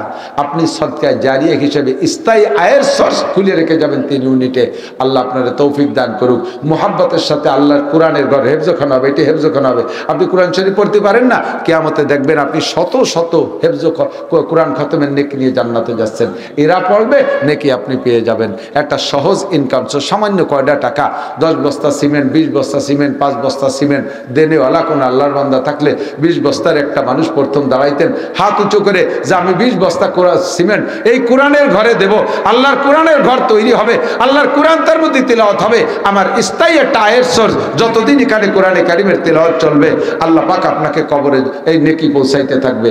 একটু মহব্বতের সাথে একটা মানুষ হবে, রজুলের রশিদ এলাকার মানুষ, ভালো ভালো পয়সাওয়ালা মানুষ আছেন, বাড়ি বাড়ি ভালো ভালো চাকরিজীবী আছেন বা বিদেশি আছেন, একটু মহব্বতের সাথে 20 বস্তা সিমেন্টের একটা মানুষ, অনলি একটা মানুষ চাইছি 20 বস্তা